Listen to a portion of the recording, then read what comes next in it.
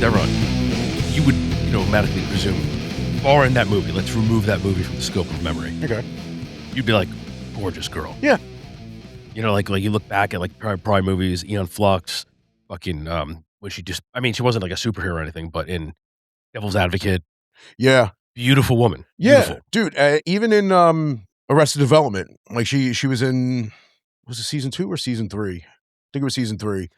And yeah, she was in that too, and she was cute. Like she was really like a cute character, but she was mentally challenged, But then, but then Monster comes in, and it's like formaldehyde face. In Arrested Development, Ron Howard's the narrator. He's the guy who like directed the show and everything. Okay. Yeah, so he narrates the show, and it's hilarious. So they talk about Charlize Theron. He's talking about Charlize Theron's character. Right. Yeah, and he's like, but he didn't know that she just recently had face work done. This is what she used to look like, and it was a picture of her from Monster. You could only go up from there. Yeah, that's the thing, man, and it's just, I mean, but it's weird though. Like you don't expect her, like even with no makeup or whatever. Like usually a beautiful girl's still beautiful. Yeah, like, they uglied her up, dude. Oh yeah, like even like, dude, Fury Road. Yeah, yep. I love that movie. I know we've talked about Mad Max briefly, but like I love the Mad Max series, and like I love Fury. Like that, and she looked good even in that.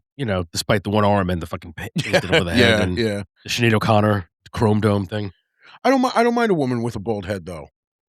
No, if it works, it works. Yeah, I mean, that's all it is. I look at it this way. Like I was so into bald Britney. Like I was all about bald Britney. But I think because you like the daddy issues, damaged goods type of thing. No, that's not it. I just look at it like if a girl can be with that up. If a woman could be with me like this, why can't I be with her like that? Yeah. Oh man. I mean, I get the logic behind it. Yeah. See, another thing about being up here where I'm at is that like when a skunk sprays nearby, it seeps through the fucking windows. Yeah. So right now, this room stinks like fucking skunk. But down there, we're down there. I'm serious. You know what I'm talking about, right? Goonies? Yeah. Oh, okay. We're down here. This is our time now. Down here. They're up there. It's their time up there. Yes. Okay. I'm paraphrasing, but I'm pretty sure it's probably mostly accurate to what like he was saying. But I just always laughed because the absurdity of like the simplicity of the mindset. Yeah. We're down here. Very politician. The skunks are down here. Yeah. The smell is up there. Yeah, dude. It is. I mean, all right. It's like kind of fading right now, but like it seeps through the windows. It's absorbing into your sinus cavities. Yeah. And the shitty thing is like you actually have to open the windows to air it out. And it's just more is going to come in. More is going to come in, but it gets out quicker. But it's like right now. I mean, it cycles. But, yeah. But dude, polecat is the worst smell ever. Is it really? No, that's skunk is just the worst, man. Oh, I'm sorry. You said polecat. It didn't register like that. That's what you were talking about. Yeah. I never heard that one. Polecat just sounds like it sounds Standard like cat. It sounds like an old stripper. Yeah, it's just one of those polecats. It does. It sounds like where like the ones that have battle wounds. Exactly. Like, it's like like a baby hanging out the crotch, and it's like exactly. It's like the breakfast. Oh God, it's a fucking polecat. Yeah, the breakfast buffet dancer. Like the baby comes out, got $1. I need to eat too. Yeah. So we got to get it. Oh my God, it stinks. All right, so breathe it in. Oh my God, the ambiance. Speaking of polls, we're going to the polecats. We're going to go to the poll. So the poll that we presented 2 episodes ago on episode 12, called "Dude, Hail Odorous Eternus," we did a poll, and the question that we asked in the poll, first one. Question that we asked in the poll, and we got a decent response. Admittedly, we got a lot more than I thought we were going to get. Exactly. I was expecting like 2, to be honest. Right, yeah. So out of the votes that we got, and we're going to post this, once we post this video, hopefully, within a week, we're going to post this episode with the results. And so this is it. They're in. Yeah. The results are in. They're finalized last night. It was painstaking process, letting the computer do all the work. Right, and it was, and there is like a weird like discrepancy here, and I don't understand it. But You talking about the 1%? That 1%. It's the elite. It's a tax for having a poll. The poll tax. It's the poll tax from the poll cats. Yeah, we put it in the poll cats. That's why it stinks in your room. Because we don't know where that 1% went. That 1% went in the poll cat's panties. All right, so that's why there's global warming. Okay, so the question was, do you think Gwar died with Dave? The two responses were yes, there is no Gwar without Dave Brockie, or no, Gwar is still great without Dave Brockie. So the poll results were 52% to 47%, plus the 1% that went into the poll cat's panties. 52% said no, crotch shot. Gwar is still great without Dave Brockie, and 47% said yes, there is no Gwar without Dave Brockie. And to be honest with you, I did not, as much as it's a surprise that as many people voted that did, I'm surprised it was so close. Yeah. That's like, I honestly, I mean, like for a while, like, you know, following it, more people were saying that, you know, there's, you know, no, Gwar is still great without Dave. But it's crazy that more people jumped in, and 52% to 47%. That is actually a close race. That's very close. I mean, ultimately end up being. Yeah, I mean, it's cool. Like, I mean, it's cool that many people voted, and it wasn't a lot. Let's just be real. Also maintaining crystalline transparency. Like, I of course am in the boat of yes, Gwar died with Dave died, and so I, as one of those old school cats, was expecting a landslide of no, Gwar's still great because we're surrounded now by the new breed that exists. Right. And don't really know old Gwar. They just know new Gwar. Right. And it shows in the comments too. You got a lot of, we're going to read some of them. Yeah, we got a lot of for and against comments. Some are for Gwar still going on. Some are against Gwar still going on. And some are just against us for feeling the way that we do about it. Oh, we're used to that at this point. Well, yeah, and listen, man, everybody's entitled to their opinion. Everybody, listen, even if you tell us to go fuck ourselves. Never assume you make an asshole out yourself. Oh, what was it? Whatever, motherfucker. What was it that Stuart Smalley said? Never assume because you'll make an ass out of Uma Thurman. Oh, that's a weird one. Okay. Why Uma? Poor Uma. Well, you know, assume Uma. I don't know. So that being said, we're going to go into some of the comments. We got comments that go through Facebook, TikTok, and Instagram, and even on YouTube. So all the grams. Right. So here's the first one, a comment on one of our posts on Facebook. It says, Dave himself used to say that Gwar could go on forever. While I don't think that's necessarily true, I do think as long as some of those who have been around for years want to keep doing it, they'll find a way. Blothar loves to sing, and I think he does a great job. Grodius is very talented and brings that energy and enthusiasm that is much needed, especially amongst those 60-year-olds. The Dave Brockie experience can't happen without Dave, but all the other collaborative projects can continue, and in my opinion, should. Okay, so that's the biggest argument, was the fact that Dave himself said that Gwar could go on forever. Gwar could go on for hundreds of years. You know, we all heard him say it. We all saw that. Where are they now? You know, where his whole thing was like, it's like, you know, this is where, when we got called for where are they now? It's like, where were we ever? It's like, we're still here. And Gwar could go on for hundreds of years. You know, it's like, we wear masks. Anybody could wear masks. But, and in theory, it, like, that thought in and of itself, it's a good idea. But it's like, how they continue is what's important, you know? Right. And also, too, I think this is a perfect comment to actually establish this clarification, if you will, because this is the perfect embodiment of a major contention I've seen, or at least a discrepancy in contention with what I see with a lot of the comments that were put out here. And that is, I feel like people misinterpreted what we meant by Gwar being dead. Okay, yeah. I mean... So, like, just to clarify our point as far as what we mean by dead, we don't mean like the band doesn't exist anymore, nor that the band can't be successful. What we mean is the essence of what made Gwar so great died. Yeah, and see, like, that's the thing.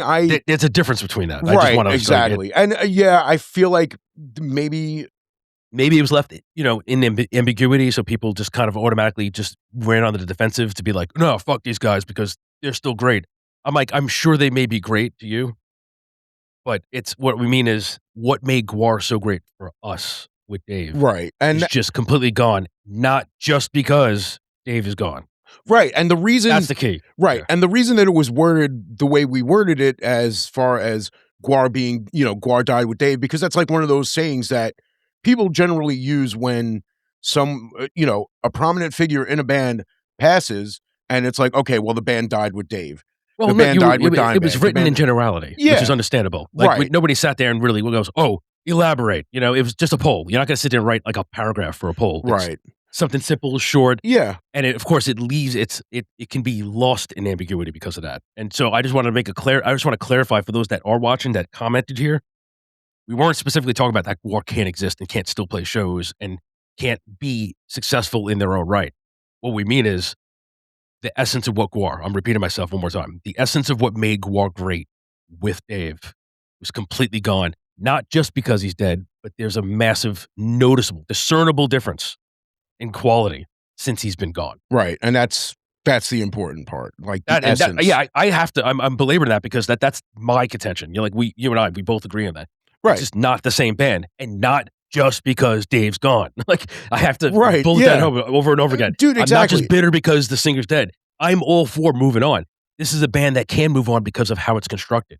Right. It's just not there's a massive disparity. Yeah. Lincoln Park. Sorry. Exactly. So I told you.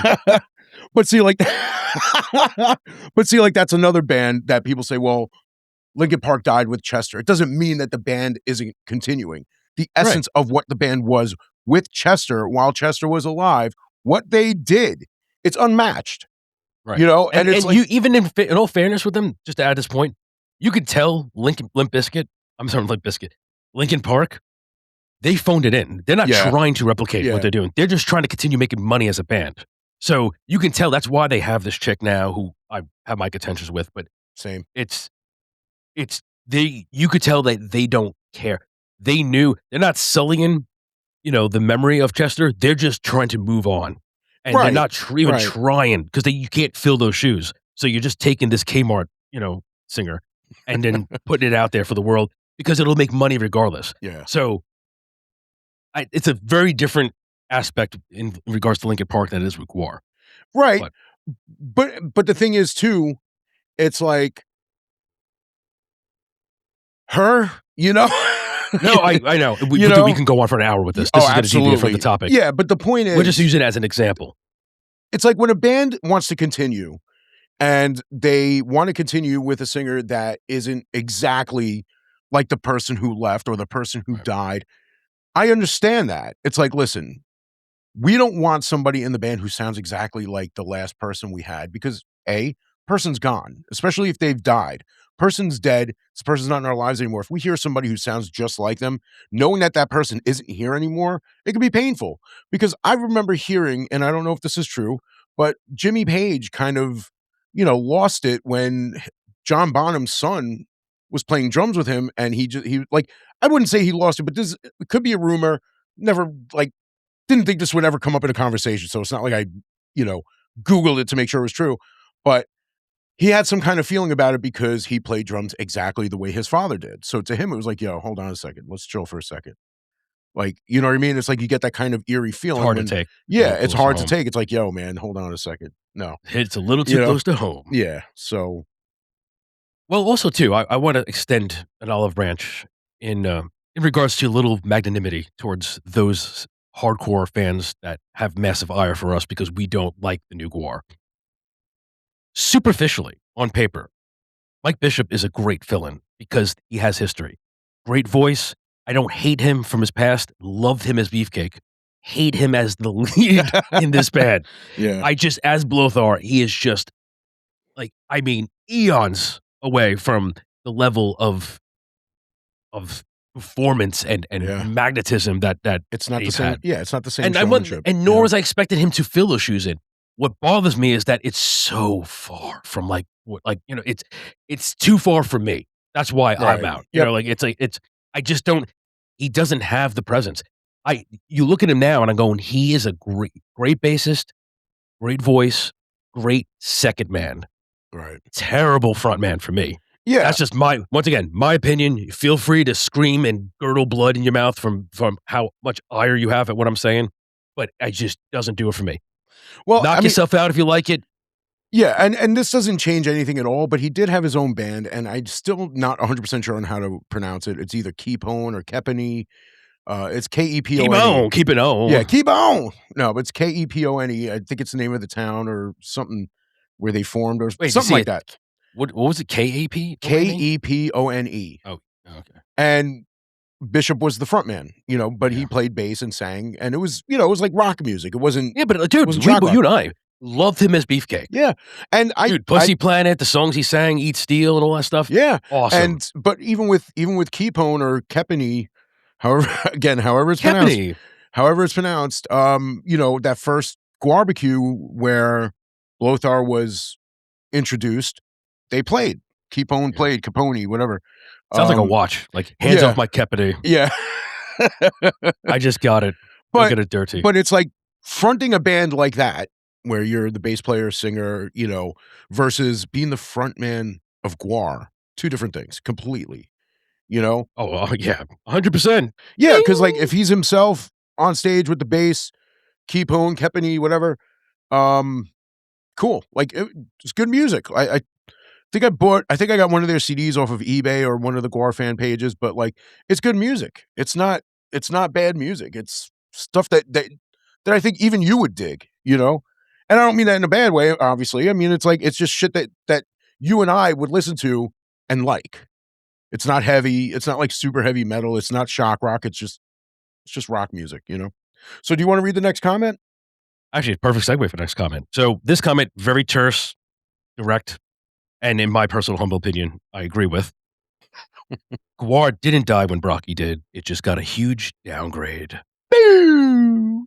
I cannot concur more with that. In fact, we just set that up with what we were just talking about. Right, exactly. So it's a huge. It's in a simpler form as what I was saying before. It's a huge downgrade in our opinion.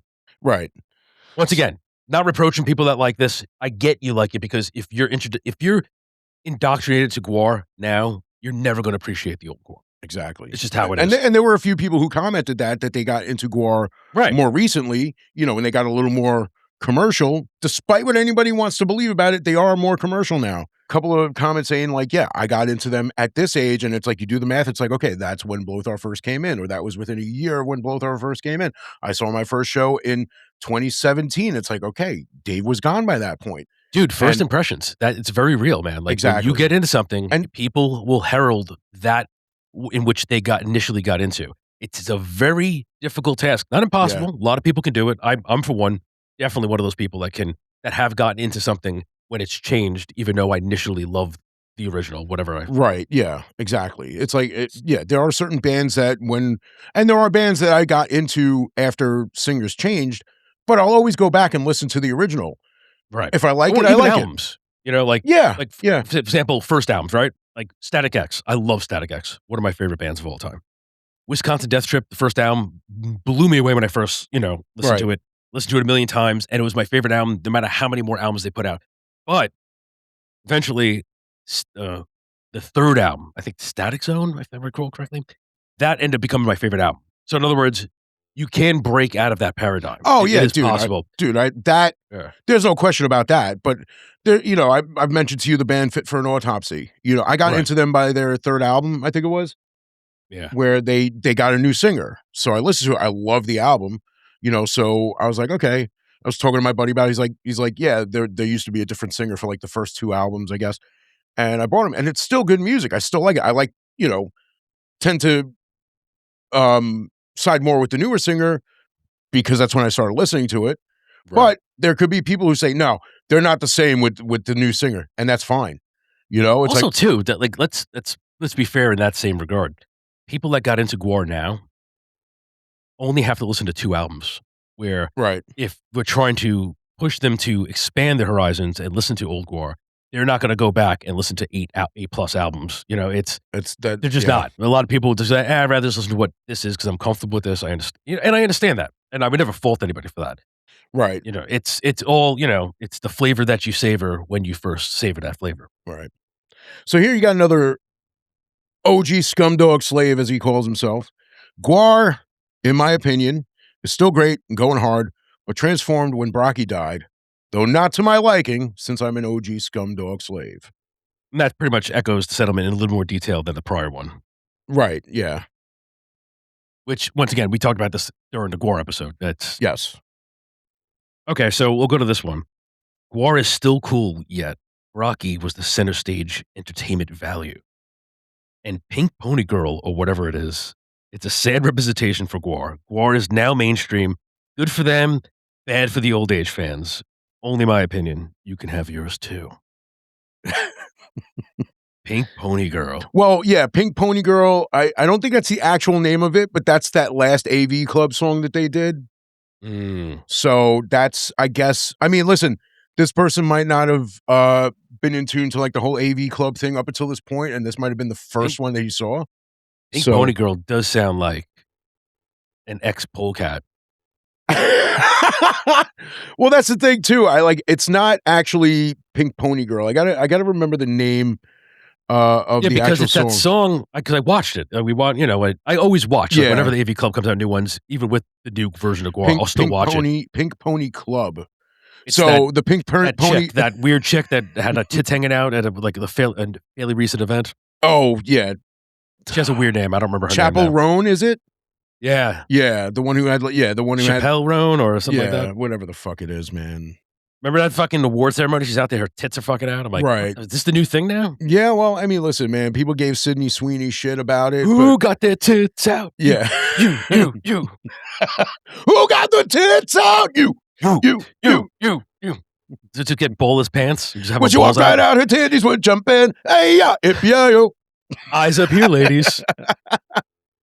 But it's funny because, like, what's her name? I just said her name. Sydney Sweeney walked out, and she had like a tight dress on, one different event, and you could see her like nippies through her dress and all that shit, and people were like, "Ugh, gross." And then like, but everybody loved to hate her after that Jean fucking. But I don't even think it was after that. I think it was before that. Was it? I don't know. Yeah, I mean, dude, I was turned off by the whole Dr. Squatch bathwater thing, man. And I saw that, I'm like, ugh. You read the sycophantic slave boy bullshit. Yeah, dude, and it's like we always say, drink your bathwater, dude. No, but you could eat my soap. And dude, like we always say, we're comments guys. So like reading the comments under dude, that we're like comments ad, crusaders, bro. Oh my god, dude, these guys. It's like the way these guys are reacting to wanting to buy this soap made out of her bathwater. Dude, you had to pre-order it, or didn't you have like a sign up? Well, like, I remember you had to fill out a thing. Yeah, because there was like a limited amount. Yeah, and there's only so much bathwater. Yeah, dude, and I'll be honest, dude, I don't really buy from them anymore because of it. You know, it's like, dude, also too, I'm not on the boat. Like, first of all, I'm not referring to any ire towards her in regards to that stupid Jean ad or whatever. I just mean I never really found her that hot to begin with. She's a pretty girl. Like, she's cute. Yeah, she's cute. But like all the girls that I find attractive don't exist anymore in this paradigm. Right. Like all the young actresses now are just all. Yeah, they're in the mature category now. They're just like all. They're in a different. They're in a different X videos category now. It's not even about like. It's not even. It's like I'm all for the new. You know, the newer echelon. It's just what we're seeing as far as new echelon is just tepid, in my opinion. Right. It's like yeah, because it's just like. Yeah, because we had like extravagance, man. Like we had also like, too, a lot we also of have this, you know, dude, an amalgamation of agendas, which yeah, opens up that doorway for what is really beautiful. You know, it's exactly. So now it's like any beast comes out of the woodwork, they shave its face and then put long hair on it. And now we have to fucking love her. So it's like, oh yeah, because we can't say we don't like her because now we're being whatever. Yeah, but that's the thing, though. It's like, I don't generally go into the comments to, you know, body shame anybody. I don't, because it's like, you know, I've been body shamed my whole fucking life. You know, it's like I got made fun of every day of my life as a kid for being fat. I've grown from it. I'm still fat. I mean, like, but it's like you kind of learn to like not necessarily get off the pot. Yeah, it's like you gotta toughen up, man. Because it's like when somebody starts getting on you about like anything about you, your weight, your face, your, you know, whatever it is about you that someone's going to point out, it's like, yo, you got to fucking fight back. It's like You don't no. gotta fight back, but you have to let words roll off your back because life gets way worse than that. If you're buckling under the pressure of words, you need to wake the fuck up. I'm sorry. Dude. It's like I feel bad. My heart goes out to people that like got cyberbullied and ended up like taking their lives. But I mean, their words. Don't ever give people power over you. Yeah, dude. I mean, I just don't. Like, who cares? Like, no one can insult me any worse than I can insult myself. Like, yeah, it's dude. like I have a low tolerance for corny. You know, yeah, I've got a low tolerance for people who are not like clever. So like there was this yeah. post about how Sully from Godsmack was recording with somebody named Dorothy. No idea who she is. So somebody, you know, of course, there's always somebody in the comments like, who? And like, I'm like, yeah, dude. I was just like, fuck it. I have no idea who this woman is. So I was like, yeah, dude, I have the same sentiment. I have no idea who this woman is. So somebody's like, who? That shitty guy from Godsmack? I'm like, no, I know who he is. I don't know Dorothy. I'm like, I only know two Dorothys. One went to Oz and one's a Golden Girl. And someone's like, well, right. All right. So then, you know, somebody's got to jump in and be like, well, you know, Google is free. I said, yeah, but but my level of care really just went into making that comment. I don't really need to know who this person is. Yeah, who gives a shit? Exactly. And it's like, oh, well, you know, you could have done it. I'm like, yeah, but I didn't want to. Then someone else jumps in. It's like, Google enters the chat. I'm like, yeah, you know, we already established this. My ass. I'm like, we already established this. He said something, and I was like, all comments button entered the chat. He's like, oh, you expect me to look through everything? People repeat things, and I'm like, then don't fucking jump in here. God, everyone's a comment hole exactly. It's like you're jumping. Fuck yourself. Yeah, you're jumping in here, telling me Google enters the chat. Then I say, all comments enter the chat. It reminds me of that fucking one video I was watching where somebody was making fun of, you know, the video, and somebody comes in like Mr. fucking altruistic, like, well, it's not fun to make fun of them. He's making a fucking joke, dumb shit. Yeah. It's like, you don't have to like the joke.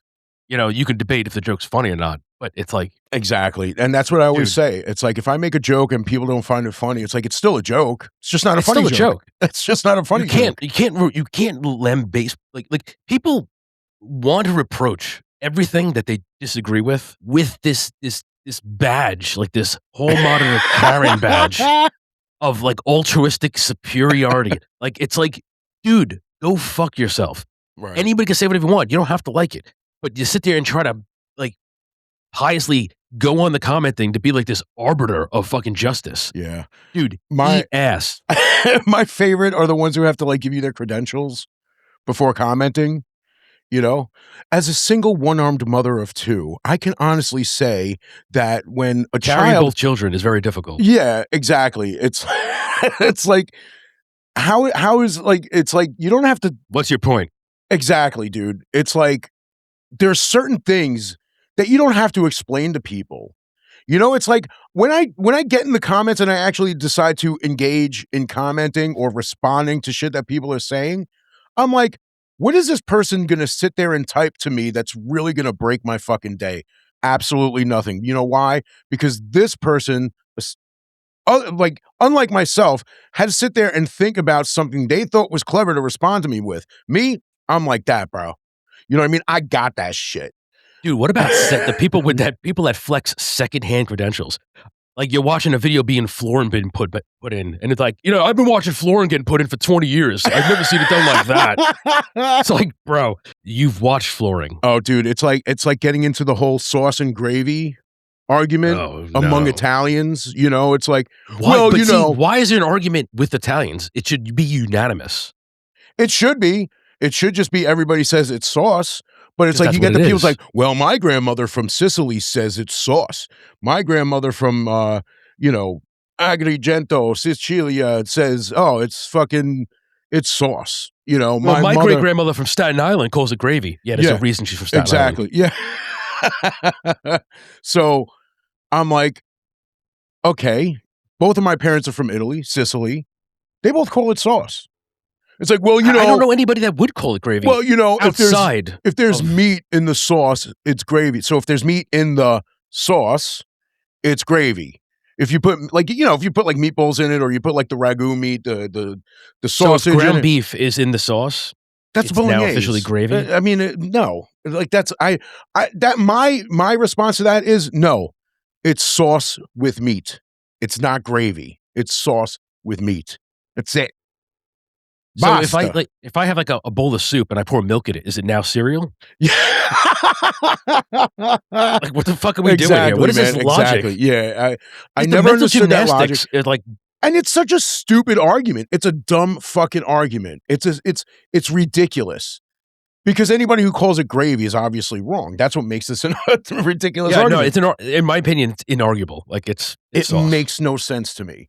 Any Italian who calls it sauce, when they hear somebody call it gravy, it's like it makes no sense. Even if you say, well, if you cook it this way, it's gravy. If you add this to it, it's gravy. No, that makes no fucking sense to us. We just think that you're out of your fucking mind. That you're just making shit up to not look stupid, because you do. Yeah. So back to the comments. Circle navigating. It's sauce, all right? It's sauce, not gravy. End of question. It's sauce. Everybody's making me nuts. It's sauce, not gravy. Pineapple doesn't go on fucking pizza. That's it. Basta. Oh, you're gonna get massive. Dude, we put a poll of that. It's gonna be like 2080. Dude, we should do it. Pineapple always belongs on pizza. You don't have proper taste buds. Yeah, right. You don't understand the mixture of sweet and savory. You don't like pineapple on pizza. Welcome to the new age. Sorry, I hit the mute button by accident. Yeah, with the program, old man. Pineapple belongs on pizza. But see, that's the thing, though. It's not like I'm just totally hating on it. I'm not hating on the idea of pineapple on pizza. I'm hating it because I tried it and I think it's fucking disgusting. Well, yeah, I mean, listen, and I have eaten pineapple on pizza, and not to deviate from the main point of what we're talking about here with the comments, but I don't want pineapple on my pizza. I have no problem eating it. I don't. It's not bad. Right. Like, I get why people like it. It's just, for me, if I want pizza, I want mushrooms on my pizza. I don't want pineapple on it. Mushrooms, hell yeah, bro. I don't hate it. I just don't want it on my pizza. Yeah, see, we just yesterday was Easter, Right. And it's been a long time since I tried to follow like anything in Lent. I didn't give up anything for the 40 days because like totally forgot that's one of the things that like Catholics do. And I'm not necessarily like following Catholic tradition. Catholicism, yeah. Right. But it's like that guilt is still there. So like when part of the religion. So when Friday hits and I forgot that I'm not supposed to eat meat, I'm doing quotation marks, that I'm not supposed to eat meat on Fridays during Lent. And then I realize I'm like, shit. And I stopped eating bad, it. Don't you? Yeah, because I got breakfast one morning at this like little Dominican spot. I got the mango, so you definitely had dead pig in somewhere in that. Yeah, it was fried salami, man. You've ever had? I mean, like I know you don't eat meat now, but if you ever had fried salami, man, from like a Dominican spot, fried mystery meat is always good. Dude, oh my god, it is so good. Fried bologna, dude. Back in the day, man, there was nothing better than egg sandwich, fried bologna. Yeah, so the thing Lips is, and assholes. Yeah, and dude, they're not like big pieces either. They're like it's those little, like those. Yeah, I know what you're talking about. Exactly. Dude, Dominican food's like good, like those breakfasts, like dude, it's good shit. Mango is so fucking delicious. You know what that is, right? I was laughing because you said mango. I'm like, mango? Yeah. You know how misinterpreted that could be? I love mango. Is so good. It's a great gravy. It's mashed plantains. Oh, okay. Yeah. Very good. Love it. And it's great with breakfast. So I got that. I got like it was like vegetables mixed with scrambled eggs and the salami. I love eggs, dude. I get back and it's like I see something on my phone and I'm like, shit. I already ate one salami disc and like just like maybe I want to say like maybe an eighth of the next one when I realized I was like, shit, okay, I can't finish this now. Because the guilt hits you. I know. So it's like I don't practice the protocols, but being a pescatarian, I definitely don't even have to bother shifting anything because no, that's right. And I don't eat it to begin with. And you're lucky during Lent because like I know you don't do McDonald's a lot, but I know you like the fish sandwich. You like the McFish. I don't do McDonald's. Just to clarify, I don't do the McDonald's at all.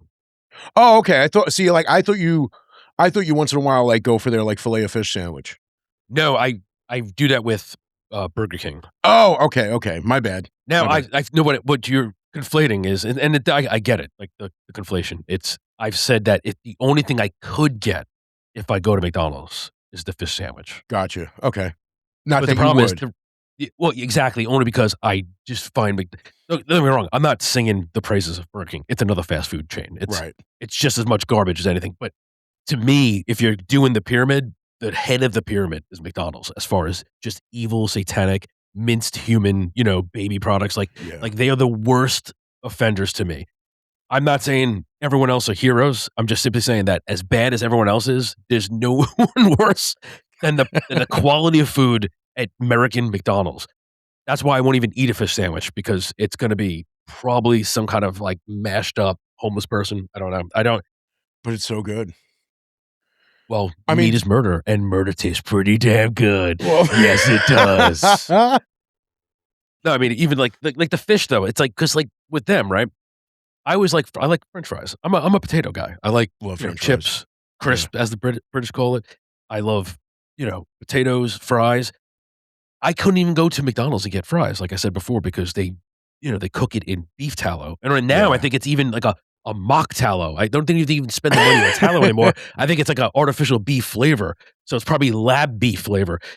But like at least in other places, you can get fries that aren't cooked in meat. It's I don't know. It's Yeah. just one of those See things, man. Like McDonald's is Satan's clenched asshole. It's the dead center of it. Dude, I You're mean right smack in the center of the a-hole. Dude, despite what you think, man, I don't do fast food that often. But there I are don't either. Like yeah, that's it. there's like once in a while, I'm like, I could really go for a Popeyes spicy chicken sandwich right now. And I'll do it. It's not something I do often, but it's something I will do once in a while. Like last week, as much as I hate to admit it, I was so in the mood for a fucking McGriddle sandwich. Dude, I love the I McGriddle. love the fucking McGriddle sandwiches with the sausage, egg, and cheese. Dude, I love the McRib. Like that used to be great back in the day. Oh my god, dude, that was so good. But I will And say this, I want to add one thing. There's a brand called Morningstar. They're a meatless brand. They've been around for a long time because I remember my uncle was a vegetarian, like back when I was a kid. And when I used to go to their house, like you go in the fridge and he had nothing but Morningstar. So they were like one of the pioneers of like affordable meat substitutes, like burgers and fake chicken tenders and stuff like that. They have a McRib. It's like a 2-pack. Dude, if I made a McRib, if I made that for you, like if we made us both sandwiches, you would eat that and be like, this tastes just as good, if not better than oh fuck yeah, I McDonald's would. one. Dude, if it tastes like it, I'm all about it. It's phenomenal. Like so to me, it's not a total loss when I look at stuff like that, not eating meat, because there are certain brands that make certain items that perfectly mimic that in which I used to enjoy when I ate meat. Right. And I remember when the McRib came out. I remember when there was like the big promotion or whatever. Like it was a big deal when the Flintstones movie came out. They brought the McRib out. I can't say if that was when they first came out with the McRib, but it was like, but definitely a tie-in. Yeah. What were you saying with the Popeyes? You got the Popeyes chicken sandwich? Oh yeah, no, I was saying like if I'm in the mood for a Popeyes chicken sandwich, I'll get one. They're good. Yeah, I know. Well, the problem is Popeyes because even they opened a Popeyes by me when I was before I moved to PA. Yeah. And that's when I stopped eating meat. So I went over there. I'm like, well, they have fries, they have popcorn shrimp, because I'm pescatarian. So I was looking at the ingredients because I'm an ingredients hound, and everything has MSG in Popeyes. Everything. The rice and beans, the biscuits, the rice, the fries, everything. Everything has MSG. So I'm like, fuck this place. So I used to love them. What's in that rice and beans though? What's in it? Like I feel like they put bone marrow in it. There's like an odd texture in there with I mean, honestly, I can't tell you right now because every item has at least 50 fucking ingredients in it. We really are in the age of glorified Frankenfood. Yeah. So in there is probably some form of gravy or something, but it's all MSG. MSG is such a poison because it's an cytotoxin. So it's going to get into your brain and you're going to be eating that and you're going to be like, this is fucking delicious. And it may be delicious on its own, but it's most certainly delicious when it's laden with MSG. Oh, dude, the last time it's a cheat code. The last time I went to Popeyes, it was like they just started making fried pickle chips. Dude, pickle chips are fucking awesome. Fucking awesome, dude. Fucking awesome. Love pickle chips. Yeah. There was this one place like further up in Westchester. I can't remember can't remember the area or the name of this place, but they made the best fried pickle spears ever that Oh, I've the ever had. spears? Yeah. Yeah, and it's not like I've tried them at like Oh, dozens, we've like got hundreds of places or anything. But out of the places that I've tried them from, they made them the best. Because they were like the spears, like the quarter. I always like the slight, like the coins, like the No, you those are fry good too. those. No, dude. Well, Yeah. fried pickles in general are fucking fantastic. It's one of those things like when you first hear about it, you're like, fried pickles? Are you kidding? And it's like, Dude, try it. dude, back in Florida, right? Obviously where I was, retirement capital, so there was nothing but restaurants. So, being an adult and having friends, hanging out, you're Yeah. never short for places to go. But one place we used to frequent there was a Hooters right there. And if everybody knows that goes to Hooters, people usually go for the view, not the food, because the food is pretty fucking mediocre. Yeah, because I love just looking at food and not eating it. Right. And then getting slapped when you're staring at it. Stop drooling. But It's like it's pickle chips. How else am I supposed to look but at I it? have to for that place, the one thing they did right, in my opinion, were the pickle chips. Yeah, The delicious. Very good. pickle chips at Hooters are actually legitimately good. So, I kinda like this one. Gwar died with him. I bet David was rolling in his grave when the rest of the band were telling people to wear their masks during COVID. That's when I knew I would never Mhm. follow anything Gwar did again after Dave passed. I'd rather go watch paint dry than see Gwar without Dave. Man, I well, like this guy. I like this guy too. 'Cause it's funny too because this is the one topic that we did not cover when we made our Gwar episode. I know, man, and it's one of those things that It's a huge topic because it is. it is instrumental in the downfall, in my personal opinion, of the band because I agree. That was where and we didn't cover it at all. yeah, Like, see, we like ignored that. because, like, I'll be honest with you, I kind of avoid talking about that point. I mean, Well, I I'm also sure avoid bringing it up too because of that. I know you have a massive contention, so we treat it yeah, like Voldemort, and exactly, we don't mention it. So that so time that will I try not to be comb named. over it, but Exactly. that was a massive telling point. Like, that's when you knew the band was sold out, and you're Right. like, Because there's Gwar BC, which is before COVID, right, and there's Gwar AD, which, there is a portion of Gwar BC that's after Gwar Dave. AD after Dave, but I generally don't talk about that era because of the way people were during that time. Dude, it was Some very people polarizing. it was because it's like I got into a comment conversation with somebody who we do have one of the comments down here Yes, by, we but do. I didn't add that full portion to it because I wasn't sure if I really wanted to get into it. But It's when not it worth came it. well, because when it came to that time, people were and still are divided on the whole thing, Oh, very much so. whether or not to get the vaccine, Um, and I understand people not wanting to get it. I understand people wanting to get it. I don't understand the actions that people took when someone decided not to. It's just people were very people were mean. Like people were really horrible to people during that time. And everybody just took it as like not wanting to get the vaccine as like some sort of political stance. It wasn't. A lot of people were legitimately scared of getting this vaccine, just as a lot of people were I just wanna say legitimately scared. justifiably so. Yeah, just as people were legitimately scared of getting the virus. So, one person's fear of the vaccine seems to be less legitimate than someone's fear of the virus. And I understand, you don't wanna get sick because the stories were out there that, like, that people are dying because of this virus. But people were scared to get that needle. Like, I know people who like decided to just lose their jobs to not get this virus. I mean, to not get the vaccine, you know? I don't blame him. Like, well, here's the thing too. And I mean, this could be a show in itself, and we're not going That's to true. because it's gonna be far too, inflammatory, but just in, brief summation, it's one element that really is so polarizing with that is you watch the lemon syndrome, so to speak, in which the mind-controlled masses would immediately placate these sordid implementations from a government that had no justification in forcing things upon a public other than the fact that we're in this emergency and you have to do what we say. Otherwise, you are no longer part of it. In other words, you lose the humanity. And that's what you saw. You watch people not be humans, but literally be these like mimicking almost like it really is like lemons just all running off a cliff. And they're so myopic and they just had and so obtuse with that myopic nature that they had no idea that people like us, like, people that question things and weren't automatically just gonna run into an assembly line because we're told to and wanna stop and engage in critical thinking and questioning the implementation or even the methodology that was being superimposed upon us. And you see that mind control when people engage in cognitive dissonance and start immediately just parroting what they're told without stopping to engage in critical thinking. That to me, people talk about freedom of speech being dangerous.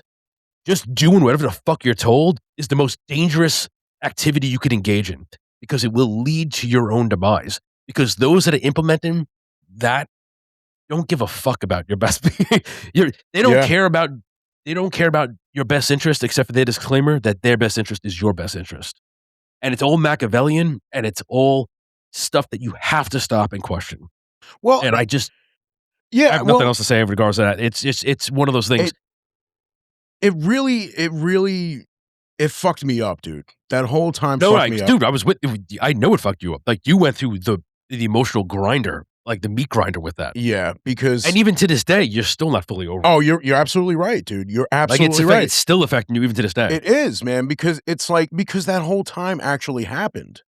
That whole time of like anger, hate, fear, fucking like everything that you could ever feel happened during that time. People hated other people just for choosing differently than they did. People hated other people who actually couldn't get the vaccine.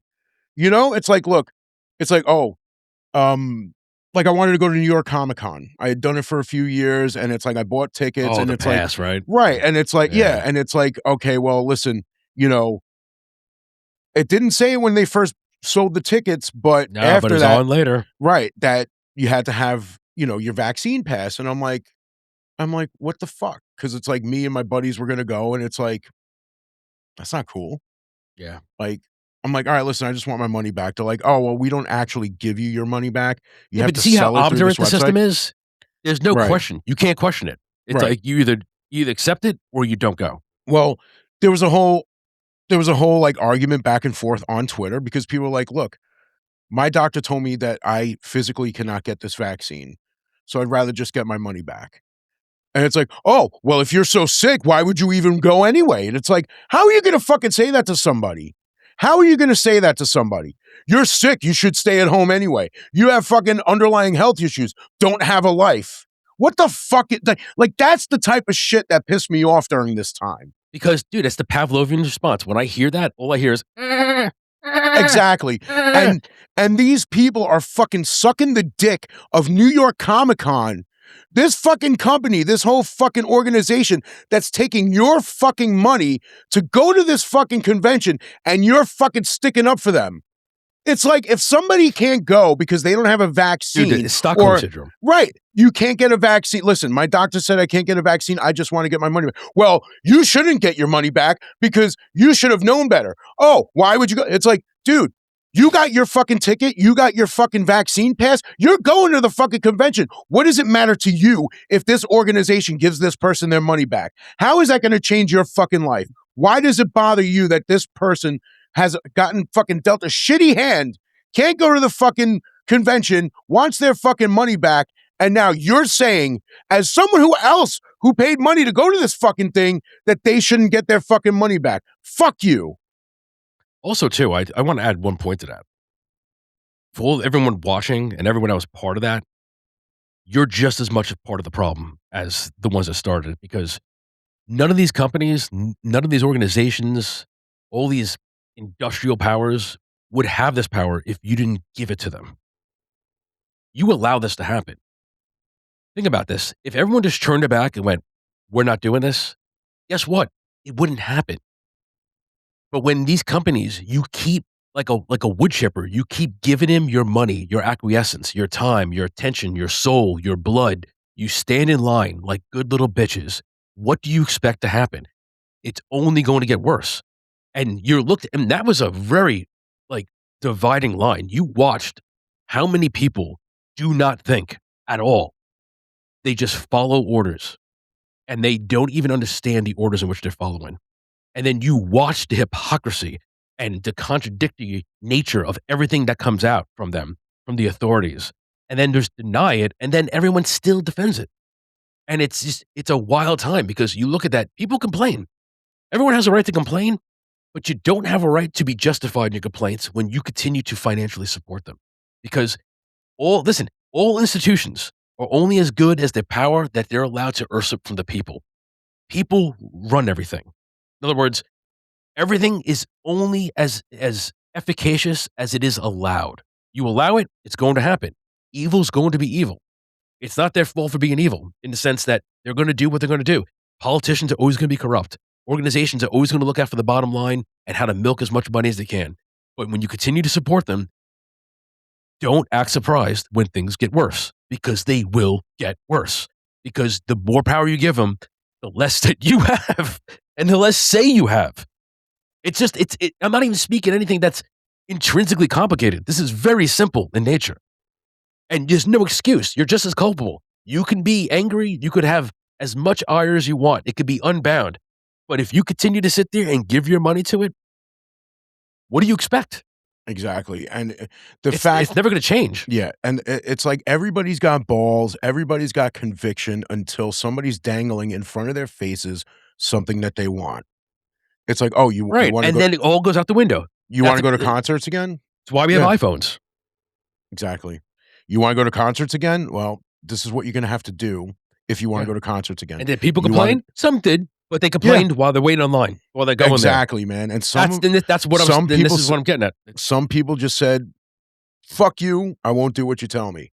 And it wasn't like, for some people, like I said, it wasn't just a political stance. It was a legitimate fear. Because there are people, but the way to sway that is by making it identity politics. That's all it is. Exactly. They make it political. Exactly. Because there are people who swing left, people who swing right, who didn't get it. And there are people on both sides who did get it. You know, there are people who didn't have to get it. You know, their job didn't enforce it, but got it anyway because it's like, oh, well, listen, you know, I have kids and we want to do something this summer. If we want to go away, you know, we're not going to be able to get on a plane unless I do it. And it's like, listen, then don't do it. And if you think that was bad, that pandemic, wait till they establish a cashless society where everything is through credit and, you know, online. Exactly. Then you're going to see people really like bend over and spread their cheeks because you're not going to be able to do anything. So in this respect, with this comment with Gwar in this situation, you know, when, you know, you and I being huge Gwar fans our whole lives, most of our lives, you know, since we were in our early teens. Yeah. Gwar has always been that band that like pushed the boundaries, you know, pushed the envelope, like, you know, anti-conglomerate. Exactly. Anti-conglomerate, non-compliance. And it's like, that's what it was. And it was like, you know what? I don't think Gwar's going to fucking stand for this. Dude, and that was a perfect litmus test on seeing what bands were really non-compliant. Exactly. And we watched 90% of them were very compliant. Exactly. And it's like the second that I saw that Gwar was doing a Vax-only show and people weren't able to go, that bothered me. That bothered me too. A lot because people are like, yo, like, what the fuck? Like, you're Gwar. Like, this is like, are you serious? Like, I can't come to your fucking show? Like, what the hell is going on here? Are you serious? Because it's like everybody's waiting for the whole world to open up again and concerts to start again and being able to sit in a restaurant without wearing a mask from the door to your seat to the bathroom and back. And now it's like a band like Gwar, you know, the band that wants to destroy the human race, you know, aliens from another planet, non-compliance, fucking let's smoke crack. And it's like, yeah, but you can't come to see us unless you get your vaccine. It's also a massive, unabashed kick into the fucking balls because you're expecting listen, all artists, you're your own entity, and it's like when you establish a certain persona, persona non-compliance, so to speak, you're expecting your heroes to take a stand for what's right and to allow their fan base that made them who they are enjoy what they create. And when you sit there and this is another in essence, another aspect of what we mean by Gwar died after Dave. Because the band that Gwar now, we obviously don't know Gwar personally, but I would imagine that Dave Gwar, Dave with Gwar would have been a little bit more non-compliant with that and been more pro the people that support them. Because I you vote with your dollars and you watched a band that went, "Nah, fuck them. We're getting paid. That's all we care about." right, That's what I say. Now, exactly. you could feel however you want about those comments, but that's my point of view, and it's proven by watching their actions.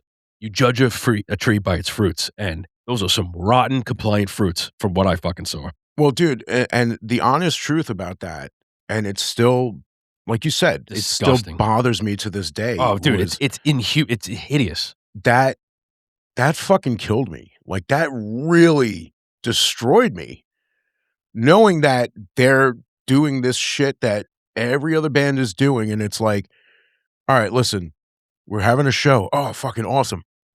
Just make sure you got your Vax card. And it's like, I feel like any band that agreed to that, I can't bring And myself to dude, it go was see them. most bands. There was I only know. a handful of Dude, fucking bands that had the balls to stand up for it. Listen, And I can't even honestly I can't even quantify them right now. Like that's how well, dude, that's how I'll be finite honest that with was. you.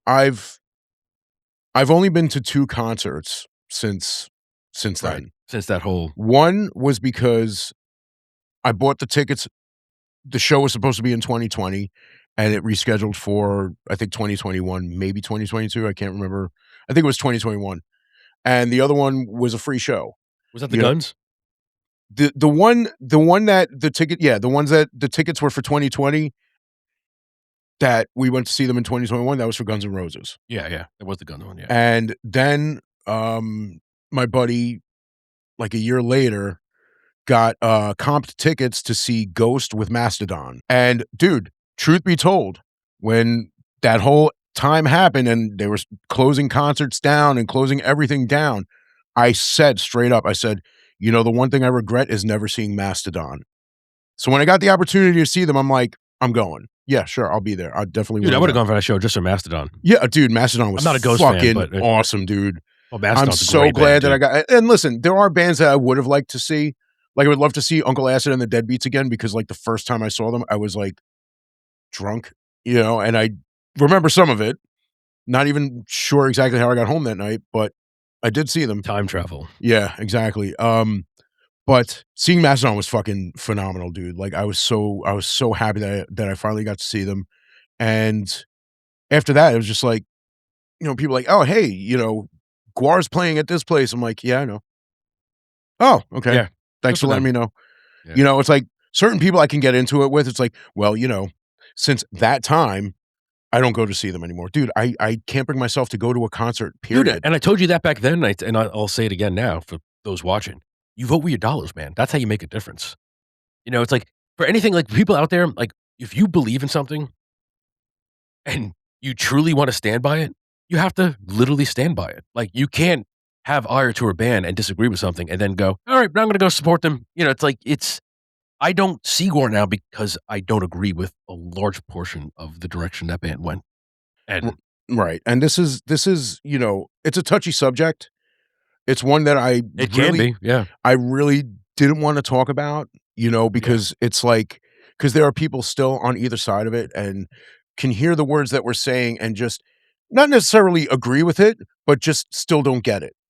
They still don't get like what that time did to a lot of people, and I'm one of them. Dude, the people that disagree with us are not listening to what we're saying right now. They're just going to hear that we're disagreeing, and they're going to immediately spout forth. But the point is, like, you all the can disagree. I just want people to understand, like, Yeah. what that time did and what bands doing this shit did. Because it's like you follow a band and you dedicate a lot of what you do to this band. I mean, dude, I have Gwar all over this wall right here. You've seen it. I have Gwar records, CDs, cassettes, VHS tapes. And I'm not saying, hey, I gave Gwar all this money, they got to do this for me. No, it's like, look, I've been supportive of this band, like a lot of fans. It's like, I you love even this went band. as far as the fucking vodka, all that stuff. You supported a lot of it, Exactly, dude. man. And it wasn't even like a thought. It wasn't even like, oh, you know, Gwar, they need my, no, it was like, I love Gwar. I want their vodka. I want their cigars. I want their records. I want their tapes. I want their fucking t-shirts. I want everything. Exactly. And it's like, I want the tiki mugs. I want to go eat at the Gwar bar. And it's like, I want to do everything that's Gwar because I love the band so fucking much. And it's like, when you don't think of it as supporting the band until you realize the band doesn't support you. Correct. You realize that point where you're in this position where it's like, oh man, Gwar's playing. And it's like, but you can't go. Yeah. You're not allowed in here. You realize the love is not reciprocal. And it's like, it's almost like, that kid fucking standing in the rain while watching people eating in the fucking restaurant because he's got no money. It's like, you don't have your Vax card. You can't come in. Yeah. Then they close the blinds so they don't have to see you. Exactly. And dude, of all celebrities, of all musicians, you think about the musicians who stood against it. Eric fucking Clapton. Eric Clapton. He got the vaccine and he felt like his arm tighten up, something like that. His arm got fucked up. He thought he was never going to play guitar again. He's like, this is what you want people to do to come to my show? I'm not playing a show until this is over. Yeah. And I was like, thank you. And I love Eric Clapton. Eric Clapton, I've seen him 3 times live in 3 different settings. Once, whereas Eric Clapton with his band, with Derek Trucks. Derek Trucks opened for him and played with him on stage. Once with the Cream reunion, and once with Steve Winwood. All phenomenal fucking shows. So hearing that somebody like Eric Clapton, but of course, him coming out and saying that, well, he's not even relevant anymore. He's an old man. He's an old musician. He's a legend. He's a fucking legend. He's a legend. Fuck out of here. Exactly. It doesn't matter what you think of him as a musician or as a person. You don't have to like him. The guy's legacy precedes himself, dude. Exactly. The music that he's made has inspired fucking countless fucking artists, dude. Dude, I mean, his guitar playing, I'm not even a big Eric Clapton fan, but you recognize. But you know the impact that he had on music. You know what I mean? I wouldn't even placate the notion otherwise. It's exactly. The guy's a legend. And he did it. And then you look at Gwar and you're like, E2 Brute? Exactly. You're just gonna fucking turn your back on your fans? But the thing is, it's like, I feel like a lot of bands knew that they can do that because enough people have had it. Enough people have had it to the point where it's like, to make enough money. Well, not even that for sales, for going to venues. For sales, but they knew that. I feel like that there were enough people who have had it, like being stuck at home without being able to go anywhere, and then finally like, hey, all right, you want to come to this show? This is what you got to do. And I'm like, what about this guy? What about him? What about her? What about Steve? Yeah, but you know what I'm saying? And it's like, dude, Steve. And we've mentioned this. Offspring. The Offspring. I know we talked about it, but that one blew me away. That one, being a massive Offspring fan, I'm like, wow, your own drummer, bro. Like, that is cold-blooded, dude. Cold-blooded. Yeah, absolutely. Because the worst part about it was he was advised not to get the vaccine because of his underlying issues. Like a political decision. It was a health decision. They were like, thank you for your service. and these are people who are always like, well, if you have a talk with your physician and you guys make an informed decision together, then this is what you do. So that's exactly what this guy did. He had a discussion with his doctor. It's only good though as long as it works for them. Exactly. So in other words, we agree with that. Oh, but now it's you in our band. No, we don't agree with that. Exactly. Exactly. And when I see people still eating their ass, eating fucking Offspring's ass, like, oh, I'm so glad that you guys are doing this show. Oh, I'm so glad that you put out this new merch. Oh, the new album's great. Oh, this, that. And it's like, you fucking sold out your fucking drummer. Yeah. Everybody saw it. Do you know that I could see you? Man. Yeah. Dude, I was never a huge Offspring fan. Like, I loved Smash. The Offspring Smash. I haven't perused their catalog ever since that happened years ago. I'm like, nah, fuck this band. Dude, great fucking album. Yeah, no, I mean, Catchy, a dude. phenomenal album back. They write catchy music too. You know, like I loved them back in the day. Yeah, Ixnay on the Hombre, great fucking album. But you were into Offspring, like you were into Offspring before Smash, like when they were more like punk rock. Yeah, dude, I was in it for years. Like it's and even now I don't hate the music, but I can't. It's hard to want to listen to them now because you're like, exactly, man. Yeah, like it's I can separate the artist from like the person in certain criteria, but like there's also certain things that you just it kind of it's not that like I can't listen to them. It's like I'm not even in the mood. You know, it's like no, dude, and dude, I totally get that. But it's like it's like you try to do that. You try to separate the person from the art. You know, you try to separate the artist from the art. Which I can do for certain things. Yeah, but it that's really one is. Of my It really is. It's hard to do that sometimes. And it's like, even if you can't, it's like The Godfather 2 was a fucking awesome movie. Bronx Tale, fucking awesome movie. Goodfellas, fucking awesome movie. And it's like, it's hard to deny that Robert De Niro is a great fucking actor. He's just such a fucking shit person. Yeah, dude. You know? It's dude, like, it's like, you know what? I don't like you, but you're so fucking good at this, man. He is a fucking great actor. He is. I just don't like his, you know, and it's not even like, it doesn't even have to do with like whatever political stance. It's just, shut the fuck up, please. No, it's the constant prattling. It's like, dude, exactly. Shut like the that's fuck up. it's just annoying. It's like whatever side.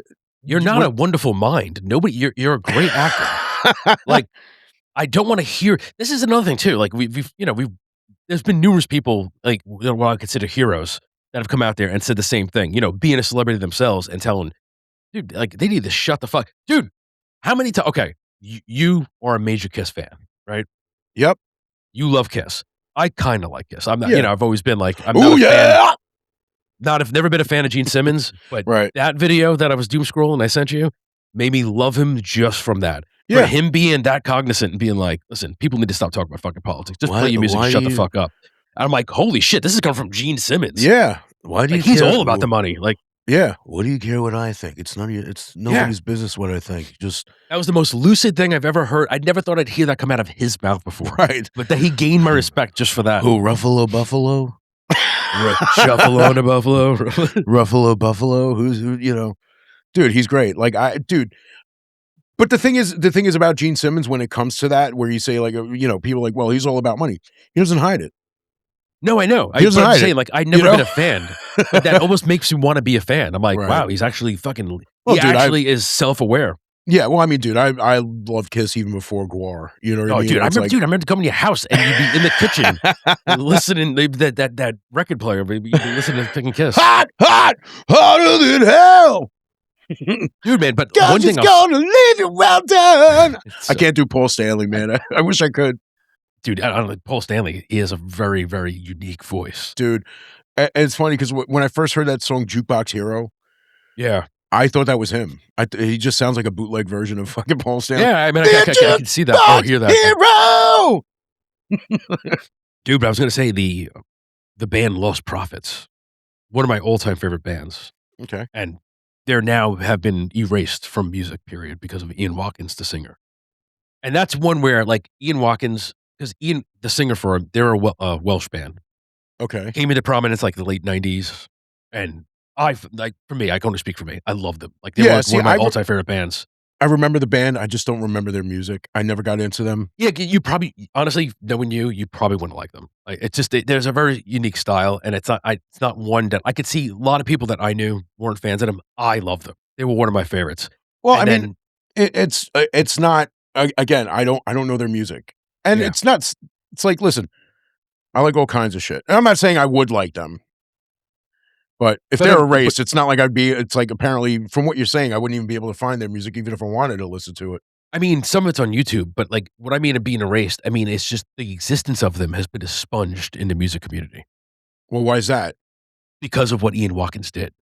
So Ian Watkins, a number of years ago, it's been years at this point, but they came out with their last album, Weapons, which is a masterpiece, in my opinion. And shortly after that, he got undergone with all these women coming out and he I mean, trust me, if all this is true, which I'm Okay. presuming it is, I'm not denying it, you know what I mean? 'Cause Yeah. I'm not defending him. Trust me, I'm not condoning anything he did. Right.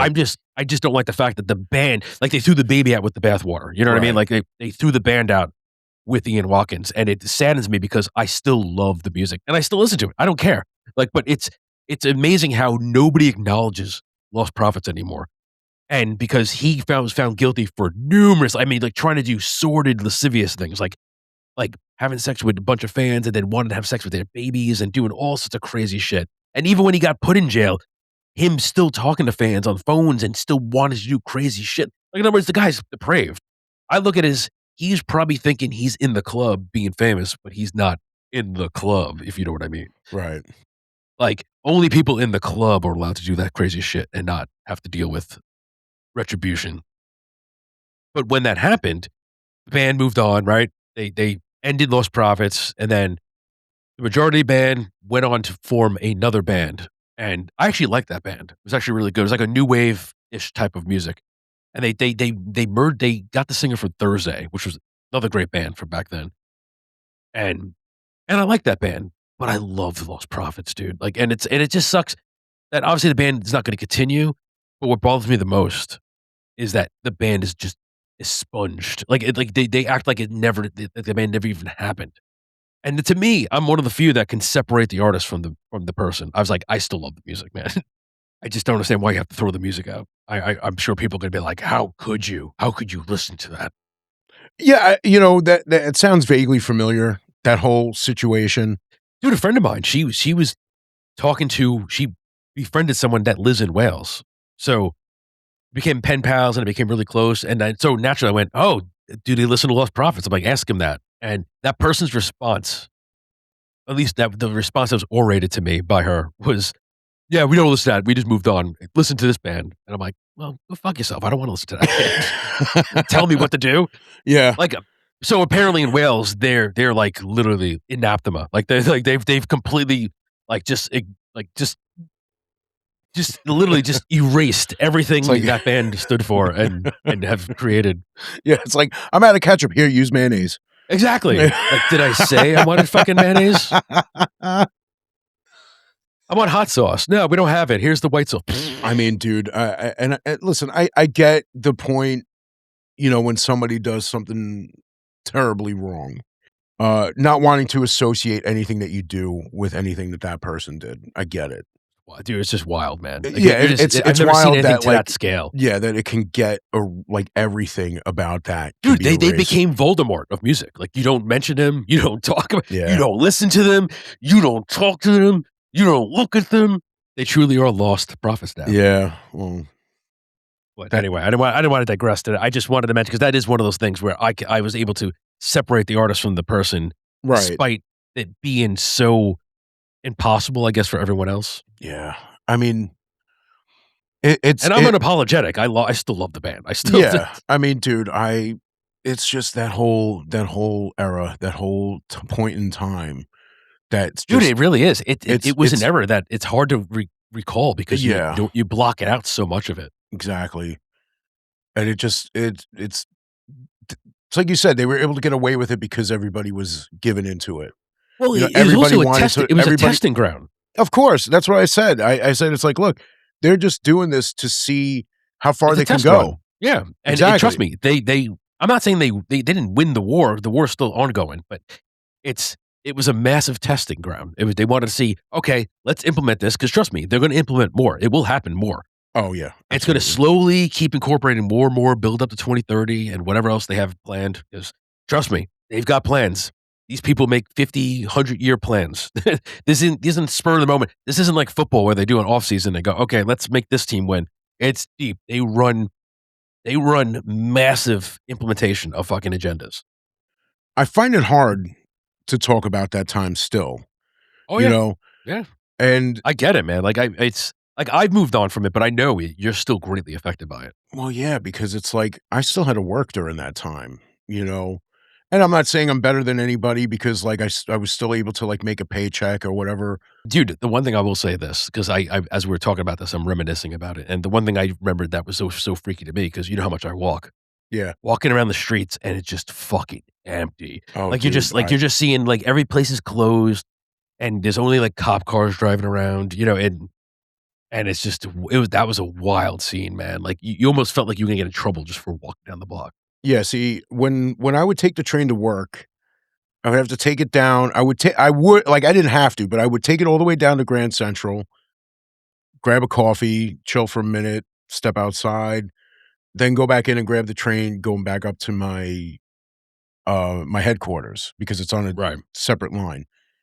Now, when this whole thing hit, I actually, like, did, like, a video documentation on my Facebook page every day just showing what Grand Central looked like, and every day there were less and less people It's like a zombie going. apocalypse. It really was, and it was Eerie. heartbreaking, you know what I mean? Yeah. Because it's like, this is fucking Grand Central State, Dude, this is Grand it's Central Terminal. eerie.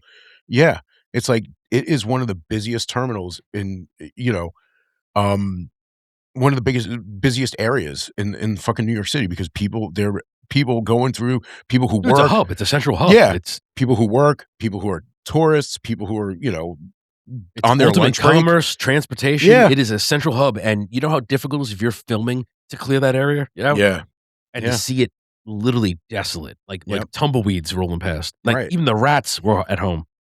And dude, like, during, like, while I was working during that time, I was driving into work because the Yeah. roads were fucking clear. Like, nobody was on the fucking road. Yeah, no. No traffic there. No rush hour. It was just such a bad, bad, scary time, man. Yeah, And it's repulsive. like I said, there are people who haven't recovered from it. There are people who've killed themselves during that time. Mhm. A lot. It was just bad. It was just horrible. Like, hearing about, like, people jumping off of bridges and doing all that crazy shit, like, because they couldn't handle it. Yeah. And it was tough, man. Like, every day was tough, and it's like the looks that you would get from people Oh my when god. You're like, you you're the like, fucking pariah. when you're walking on the street without a mask on, or, like, if you get off the train and you take your mask off immediately and they give you a dirty look, I know. or if you're, like, taking a drag of your smoke and it makes you cough, "Stay home." Yeah. "I'm sorry, what? Why don't you stay home? What are you Yeah. talking about? You're coughing."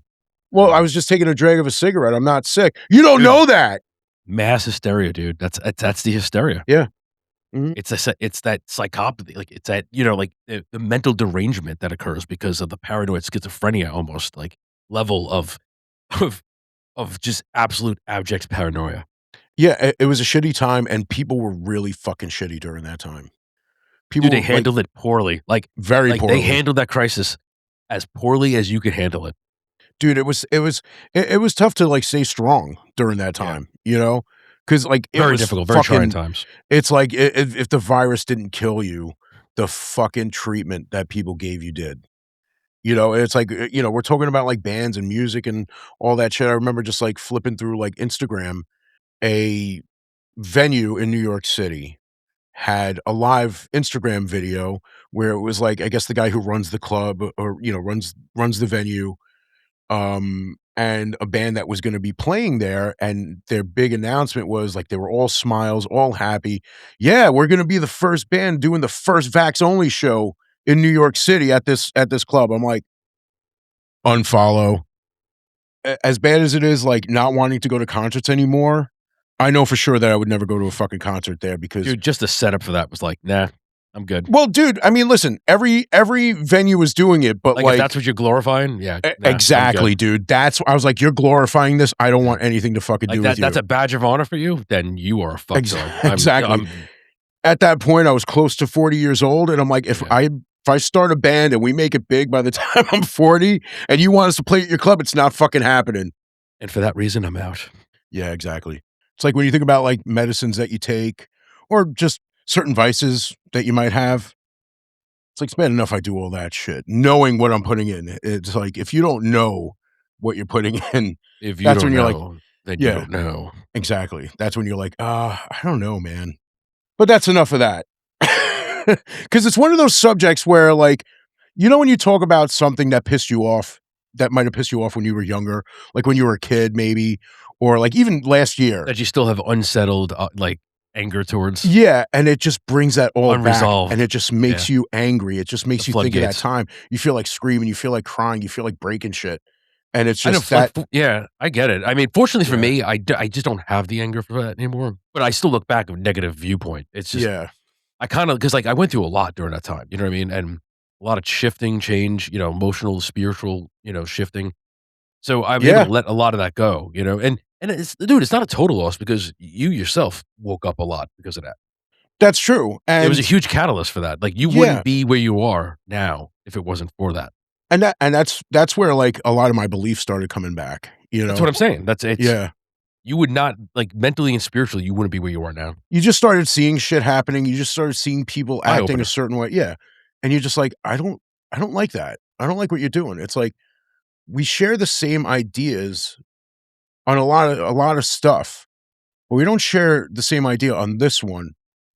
But, like, I wouldn't attack you for feeling differently about it, Like, you why is know? it different from you? Like, it's like Right, and that's like, why that's can I accept you thinking differently, but you can't accept what I'm thinking? And that's mind control. exactly, That's it is, and it's just when you're it not became mind controlled, you have the ability of reason.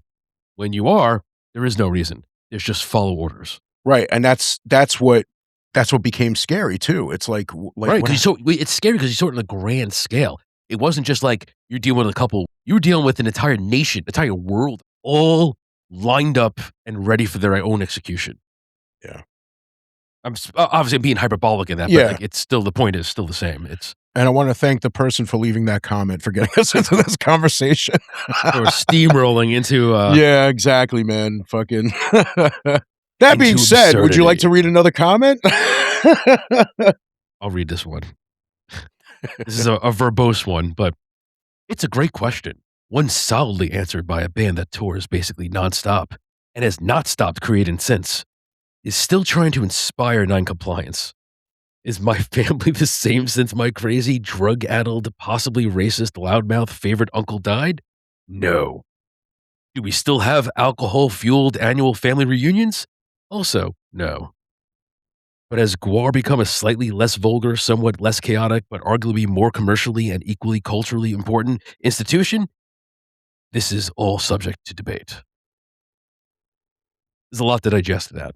Yeah, and I get it, Not you that it's know? profound, but I mean, it's just it's a lot of micro points that, that Well, all kind of amalgamate into what we were already talking about. right, but it's like, I get that idea, because, like, especially with, like, Italian families, when, like, a head of a family passes, like, the family doesn't, like, come together as often as they used to, like, it just kinda Right. changes, like, it Shifts all things. shifts. Yeah. Yeah, and so I get the whole thing about, and I'm not saying that this, this, drug-addled, possibly racist loudmouth favorite uncle was, was the Shots head of a fired. family, but it's like, I understand, like, a certain person passing in your family could change the way things are, at family gatherings, holidays, what have you, just overall life in general changes. I get that, and I get the comparison, Oh, no, yeah. because I could yeah, it's a because personification of it, the life of the it's party the life of yeah. the party is gone, the life of the band is gone. Are they different? Yeah. Are they more so the debate that is brought up in this comment is, are they somewhat less chaotic, less vulgar, less, are they more commercially and equally culturally important institution? I do think they are a lot more commercial, because you do see them in certain things that you probably wouldn't have while Dave was alive. And that's not to say that they weren't on, TV shows, and Odorous was in a fucking Circuit City commercial, Right. So, like, but it's like, there's a difference between how commercial they were then versus how commercial they are now.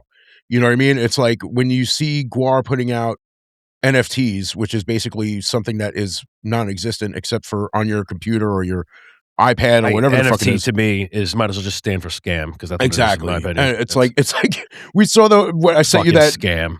dude, I sent you that Yeah. fucking digital Yeah. Ninja Turtle Yeah, figures. yeah. Dude, It's like, pre-order and there's limits on them? I'm like, yeah, I'm like, how is that how do you sold out? limit something that doesn't exist? Like, what Uh, resources are you using to create something exactly. that provides a limitation? Screenshot. Here, buddy. Now you have You one. stole my IP. Yeah. It's like, screenshot. Here, now you have one. Yours doesn't move though. Yeah, no, this is official. I've got a number on it. Exactly. Yeah, right? That's a dumb shit. That's like It's the like when snake I oil went to salesman shit. it's like when I went to their, website, I think they give you a free Gwar coin or something with every purchase. Right. But, like, what even is that? I know. Like, I what is that? Dude, the funny thing about that Ninja Turtle figure, that Ninja Turtle digital figure, it's like digital figure. it's like it costs 40 fucking computer fucking gems. I'm like, all right, I'm gonna go play some fucking Toy Blast and see what I get. You need these little, trinket Tweeties, How much are trinket Tweeties? Oh, those are expensive.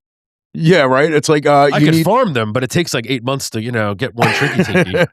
You have to hook up your Genesis right now, collect 1,550. Why do they look like those aliens from the old Space Invaders? Yeah, right. Golden rings as Sonic, and then you could buy this thing. They're Casper coins. They're ghosts because they don't fucking exist. That's what I call them, Casper coins. Yeah.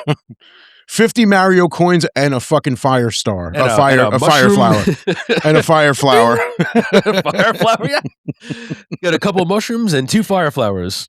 That shit's just so ridiculous to me. And again, yeah. So the whole commercial this thing, it's very circumlocutory in what he's describing, but it is. I mean, basically, in very short, yeah, they went commercial, of course. We lamented this many times, right? And the fact that their merchandise suffered because of it, the quality. That's the quality. Yeah. That's that's what I've told you about. Because I know you haven't really like purchased anything from their website yourself, but like no, not there were years. Yeah, it's like the t-shirts just weren't as good. The designs, they had cool designs for the most part, but like the method in which they were printed onto the shirts is what was lacking. Again, I told you about that hoodie when they re-released the Scumdogs special edition, But the one thing I want to say, just in conjunction with what you're saying, and this is for people watching, because this is a legitimate gripe on quality, not just because Absolutely. it's the band now. Like he's gone on numerous times. I've listened to him. Like you've talked about how shitty the shirt. Like I mean, legitimately, not like oh, I don't like the design because it's new. Like literally, like a shitty quality shirt, right? Shitty quality pressing on it. Like in other words, dirt cheap quality. That's inarguable. Like that's not even like an opinion based assertion. That's like literally you have the proof. You've had the products. And anybody who knows me knows how I feel about t-shirts. Knows that for the longest time on Instagram and Facebook, I would use my posts to basically, I don't want to say model the t-shirts because I never really like to, Instagram model. Like I wouldn't say that, but like show them off. And because I buy so many t-shirts and I bought from so many different companies, you kind of get an understanding of the type of quality that you want your t-shirts to be. So when you buy a t-shirt from a certain company and it's silkscreen, kind of like this, where it's like it's on the shirt. There are certain shirts where the design is like kind of like embedded into the shirt. There are certain shirts where you could tell it's more of like an iron-on design because of the way it feels. Like it's a certain, like iron-on ones have like a certain glossy slickness to it, and I just generally don't like those unless it's like one of those $5 t-shirts websites where like each t-shirt's $5. You don't expect like the best quality from those t-shirts. So like when you get it and it's that type of shirt, it's like, okay, I get it. This is the type of shirt it is. But when you're spending like $35 on a t-shirt and it's that type of shirt, that's when you're like, I just got duped. This is not Tebow. I'm right, exactly. And I'm not necessarily saying that Gwar's t-shirts were that iron-on type of design, but there was a certain point where they were releasing t-shirts with the Gwar Orgasmageddon comic book cover t-shirt designs. But the problem with those was like you wash them once and the design would fade. Yeah. So it was like, and to be honest, that was through a different website. That was before like Gwar was like selling more of their stuff on their website, but it was a Gwar t-shirt, So it was like a lot of people were complaining about how the quality of the t-shirt sucked. Like the quality of the design sucked, that it was breaking up after the first wash, which t-shirts that are of good quality, that will not happen with. Now, I generally hang dry my t-shirts. I know that sounds crazy, but it's just to keep them from like shrinking. It prolongs the color of the shirt from fading because like Fading's a big 99, thing when you dry yeah, 'em. 99% of my t-shirts are black, you Yeah. know? So Fading is an issue. exactly. It's like I love t-shirts. I love t-shirts. Dude, you and I both, we Yeah, big, massive t-shirt fans, and we're very particular with our t-shirts. We like there's certain things we exactly. like and certain things we do not like. We're often like we can be Right. too fastidious when it comes to certain shirts, Yes. but this is a reasonable argument. Like it is a considerably poor quality of shirts that you were dealing with Yes. that. Yeah, Yeah. and the worst of it, the last of it was that Gwar Scumdogs hoodie that I told Right, you that's about. right, the shitty hoodie, yeah. The shitty hoodie, it fucking, because on the website, you got a black hoodie with the Scumdogs logo on the front, the Scumdog picture on the back, the one that's on the cover of the album. And it was supposed to have like the black zipper strip, black pull strings. That's what was on the website. So I started seeing posts on like the Gwar fan page, Gwar Fans Unite. I started seeing people post it. It's like, what the fuck is this? And it's like the hoodie with the white zipper strip, which made it Yeah. look ridiculous because it says, you had the GW here and the AR here and a white zipper strip separating it. It It looked stands out like ridiculous. a sore thumb, man. And with the white pull strings. Yeah. And I'm like, oh my God, that looks terrible. So I get mine. Now, first of all, the hoodie itself felt like one that you would buy at like Raindew. Like you remember going to Raindew and you see like the little clothing section and it's like, blank t-shirts and blank hoodies, or even at Target. Like you get like a Hanes hoodie that's like $10. Yeah. Yeah, that's what it felt like. It was 'cause it's made by the very street vendors in Bangladesh, it's exactly. like It was a very flimsy material. It was very thin. made with their feet, and it's all Yeah, shitty. I mean, listen, I've bought thin hoodies that were fantastic quality, that are Mhm. good for, like, cool days, not, like, chilly days, you know what I mean? It's Right. like, when I bought from, like, Cavity Colors, those were for, like, cooler days in the autumn, but, like, I know that, like, Terra Threads and, like, uh, Fright Rags, I mean, they've changed, like, they make thicker hoodies now, but when I was buying, like, the thinner ones from them, it's like, okay, when it's like cool out, and they're great hoodies, love them all. And they look good. Like they didn't have like a white zipper strip, they didn't have the white post. It was exactly what they showed you on the website. And when Gwar did that, mine didn't even have the picture on the back. Yeah. There was nothing on the back. So I had to email them. Sparse. I even sent a video of it to show myself flipping the hoodie over, that it wasn't just the front of the one they sent me and the back of a different hoodie. I sent them a video to show me actually flipping it over and saying, look, it's this hoodie. Yeah. So, then it was like, okay, we could either give you a refund or we can send you a pullover. And I'm like, I'm very particular about pullover hoodies. Like I really have to I'm like personally not a fan. It has to be a really nice hoodie. exactly. It's like at this point you already fucked me over. So like I do not want anything from you now. Yeah. Just We're give me done my here. money back. I'll send you the hoodie back. They let me keep the hoodie. I don't want it. That really doesn't mean shit because like Yeah. I haven't worn it. I've Yeah. often thought about just bringing it to work and wearing it to work. I would say put it in your car seat, just pull it Yeah, over. I mean, I was even talking with one buddy who's like, yeah, you know what? I don't mind it. I'll just wear it to a Gwar show and get like the white zipper Blood strip and everything. blooded up. And I'm like, that's not a bad idea, but I don't want to do that. That's not something I want to do. So that turned me off to even wanting to buy anything from them. And plus, like seeing some of the new shit they got, like the sneakers, the jackets that are like hundreds of dollars, like $100+ I'm like, it's like I feel like even if I were still a Gwar fan, I wouldn't spend that much money on any one piece of merchandise from them. But when I would go to the concerts, man, I would spend money. Like I'd walk out of there with the hoodie, 3 t-shirts, the fucking poster, whatever stickers and all that shit. I would spend the money when I would go because I loved their merch. Even though for 3 shows they had the same exact shirt with just different dates on the back. Yeah. Dude, to me, it's just like I said it to you before. It's so emblematic of corporate greed. Like spend the least, get the most. And it's like, dude, like this. How hard is it to really cater? Give your fans something good. It's you're still making money. It's just does it have to be the worst material you could like cheapest? It's always like undercut. It's I can't stand that shit, dude. It's so distasteful. It's like, dude, don't even bother. Like, to me, it's like, if you can't at least put out a good product, don't put out a product at all. Yeah. I can always go to TeePublic. I get shit from TeePublic. TeePublic's actually got good shit. Yeah. TeePublic actually has good shit. I like TeePublic. I like TeePublic. The quality's pretty good The for quality, what the quality from TeePublic is better than what Gwar was putting out the last time I bought. Yeah. No joke, man. Years without light. And just to get it out there again, Storm hasn't bought anything from Gwar's page. I've showed him actual shit. Yeah. Like, not just pictures. Like, I brought him, like, show me, look at this shit. You know what I mean? Just I've seen it in person. Exactly. Like, I showed him, like, the faded fucking all that shit. It's not just, oh, well, I was there. Exactly.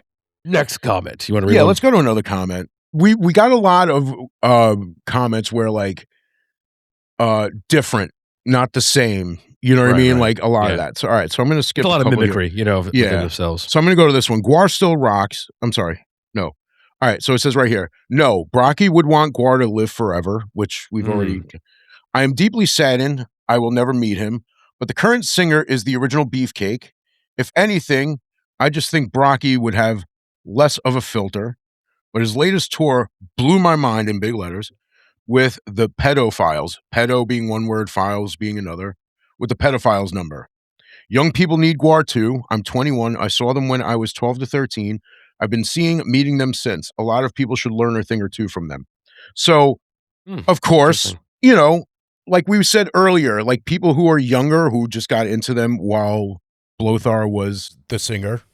This person knows that, saddened by the fact that they'll never meet Gwar, never meet Dave, never see a show with Dave. But being 12, 13, that's 8 years. So 8 years ago, so roughly 2018 was the year this person started going to Gwar shows. So correct. Right. I mean, based on this right here. Yes. Yeah. So Gwar with Blothar. Not with Dave, obviously. But this person knows that not meeting Dave or not seeing a show with Dave was an issue, because like I said, if you got into Gwar after Dave passed away, there's nothing bad about that, but it's like you really need to go to the back catalog, which this person obviously did.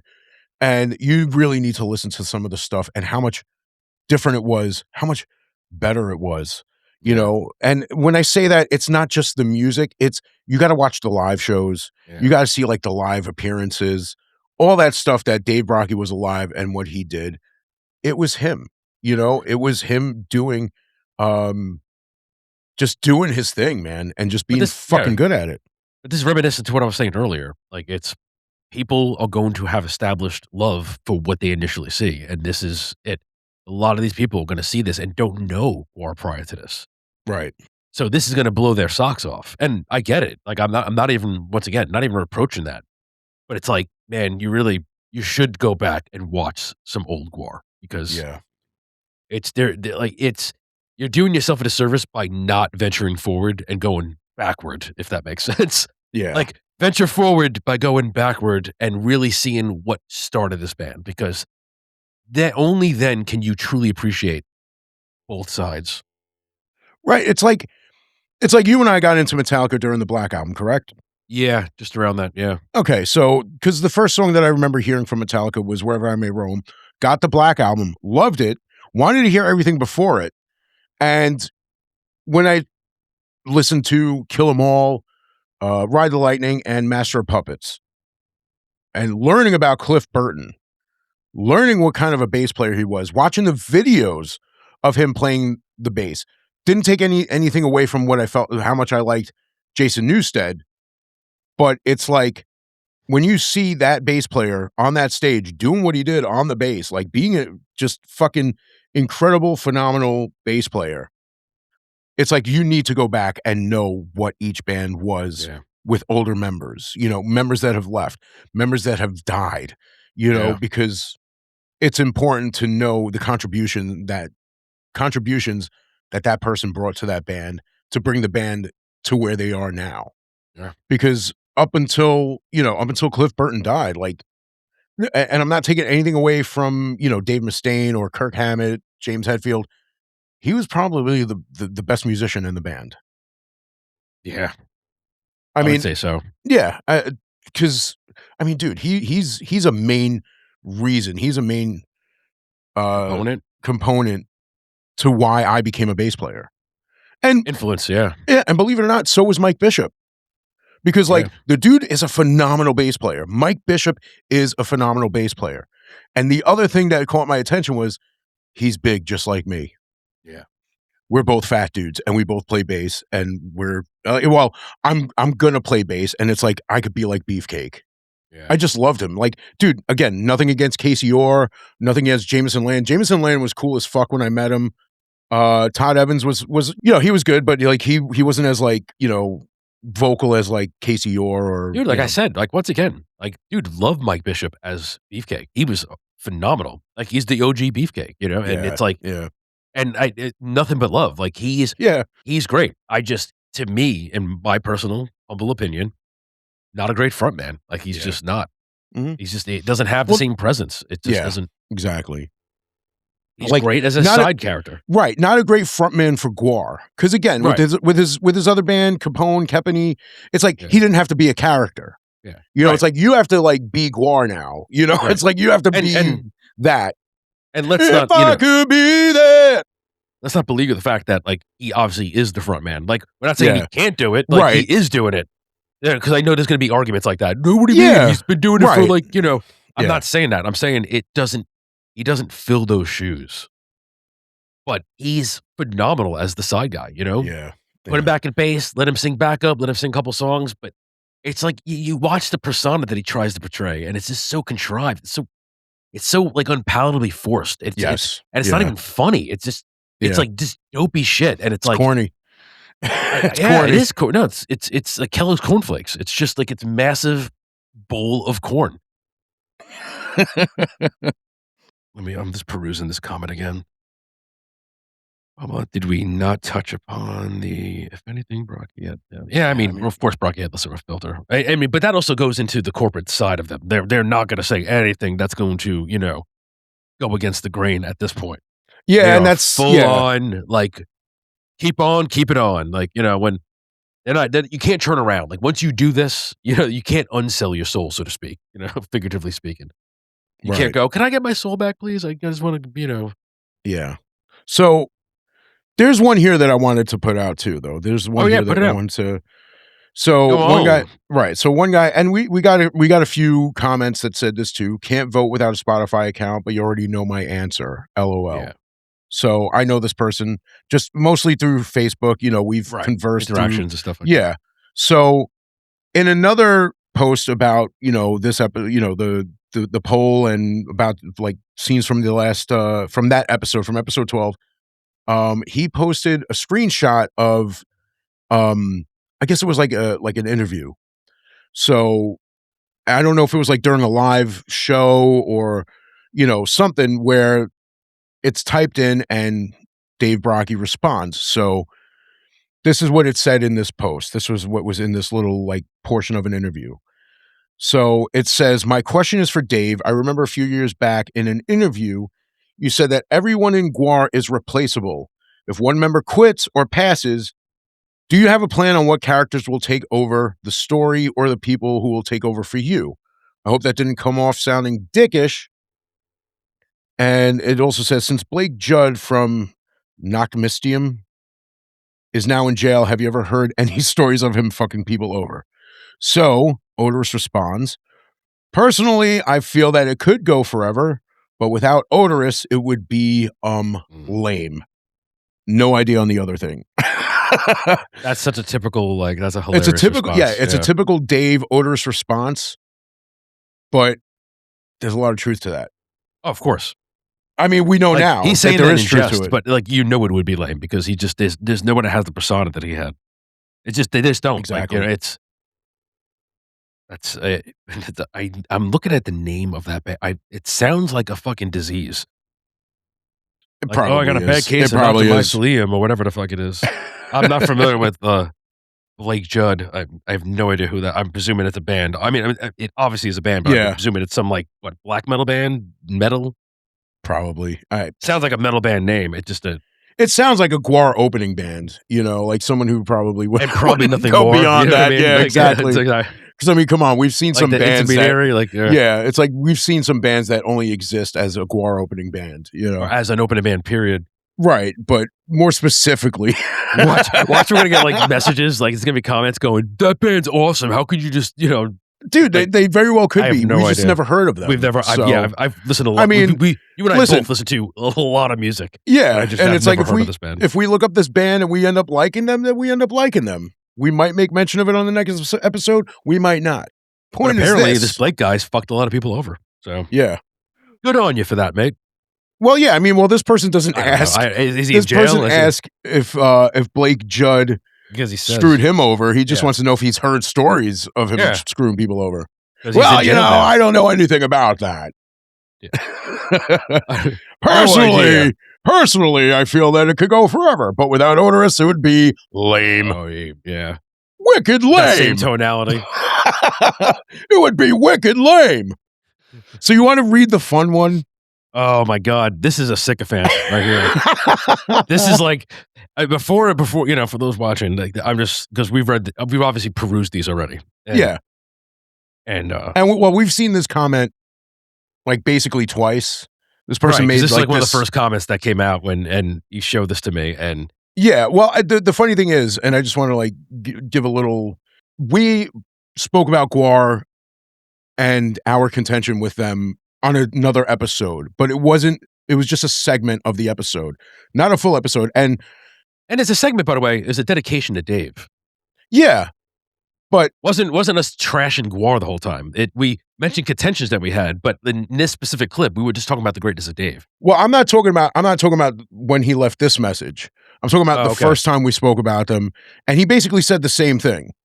Right. Oh, yeah. No, it was right. It was verbatim the same comment. But yeah. this comment, this time leaving this comment, it was a clip of, like you said, of us praising Dave and showing love, and it was like, wait a minute.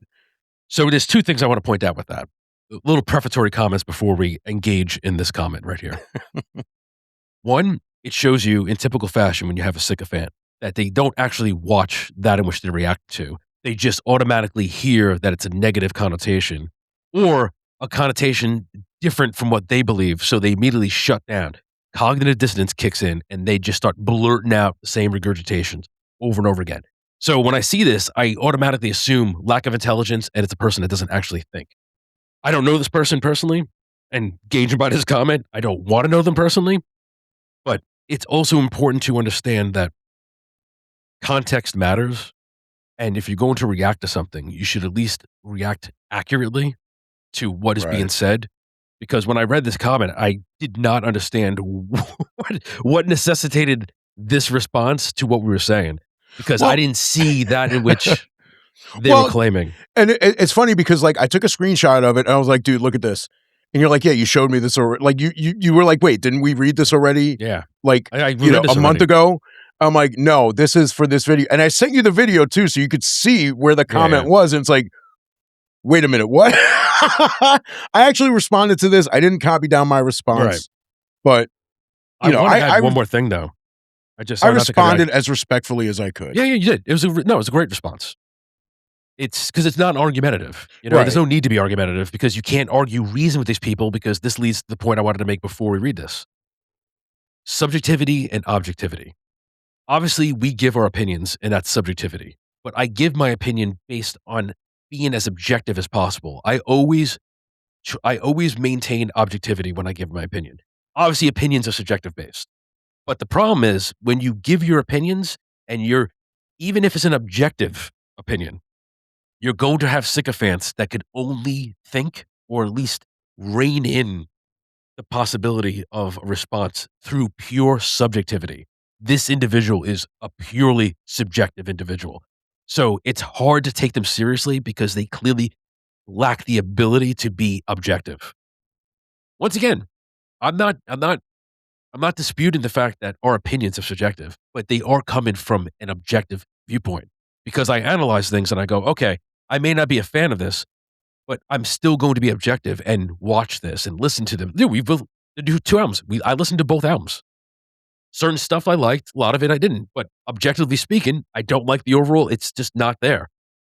But all these This comment is just, it's a purely subjective sycophant. Like, you can't argue, you can't reason with them. They don't want to hear what you have to say unless it's full agreement with what they're saying. Right. Yeah. I just had to put that out there because it's you read this and it's laughable because it's like, oh boy, here we go. We ruffled the feathers of a sycophant. All right. Here it comes. Do you want to read it? What do you want? No, go again. Okay. Gwar is still amazing live. Cry all you want. ... It doesn't change the reality of the fact that they are still absolutely killing it live. Considering neither of you have seen them in a long time, I don't feel you have no clue. Double negative right there. It means we do have a clue. Yes. So go fuck yourself. Go fuck yourself, San Diego. You don't feel you have no clue about what you're shitting on. I feel you don't have no clue about what you're talking about. Just complaining to complain. That's simply not true. Go see the live show and then talk about that experience. Don't just assume you know what their performance is like because you saw them when Lothar first started performing. Whoa, boy. Right. That's a wallop of smarmy, subjective bullshit. Right. I mean, okay. So I did see them when Lothar first started performing. You did, yeah. And he mentioned that there. And a lot. Quite a few times, to be honest. From 2014 up until 2019. So I don't know, before you continue, I don't know if that's to me, I look at that as an admission that they were not so hot when they first came out the gate. I agree. That's exactly, like to me. Yeah. And it's fine to feel that way. I mean, there's nothing wrong to say, like, look, it's just the way it's worded. You know, it could just be like, look, I get it. When they first came out with Lothar, you know, they were still building up something good. Because when they first came out with Lothar, it wasn't that good, but now it's better. You should really check them out. It's definitely better. Yeah. It's one way to put it that way. But just to like jump in and like just be ready on the attack. And but be the like, whole cry you want, no one was crying. Right. This was like the most non-crying video that he commented on because it was a video praising Dave. And it's like, dude, hold on a second. Wait a minute. Chill out for a second. You know? And I don't hate on anybody for like commenting on this, like this. I get it, dude. There was a point where like I actually gave a shit about the bands that I thought gave a shit about me because I would have jumped in and fucking defended them too. But it's like you just step back and realize that they're not doing for you what you're doing for them. They're doing it for some of you, but not all of you. You know what I mean? It's the illusion of all of you. Right. It's understandable to have like a certain viewpoint on life, a certain even if it's your political affiliation, you got to understand that not every single one of your fans is going to have the same ideas that you do. They're not going to have the same political affiliation as you do. And it's okay to speak your mind on what you feel about certain politics. But when you start alienating the fans, that's when it becomes a problem. Yeah, that's when it's like, yo, I fucking loved you, man. Yeah. You know what I mean? It's like your best friend fucking your girlfriend. It's like, dude, I fucking loved you, man. Yeah. How could you do this to me? Like, that's exactly how I feel. Why do you do this to me, Demi? But that's exactly how I felt when that happened. When it's like, you know, you go to buy a ticket and it's like, make sure you have your Vax card. And I'm like, dude, like, they're really doing this to people? You're really doing this to people? Like you know? It's like, how could you do this to us? How could you do this to your fans? And I say that to any band who did that. And there are a lot of you, most of you, who did that. It's fucking disgusting. It's terrible.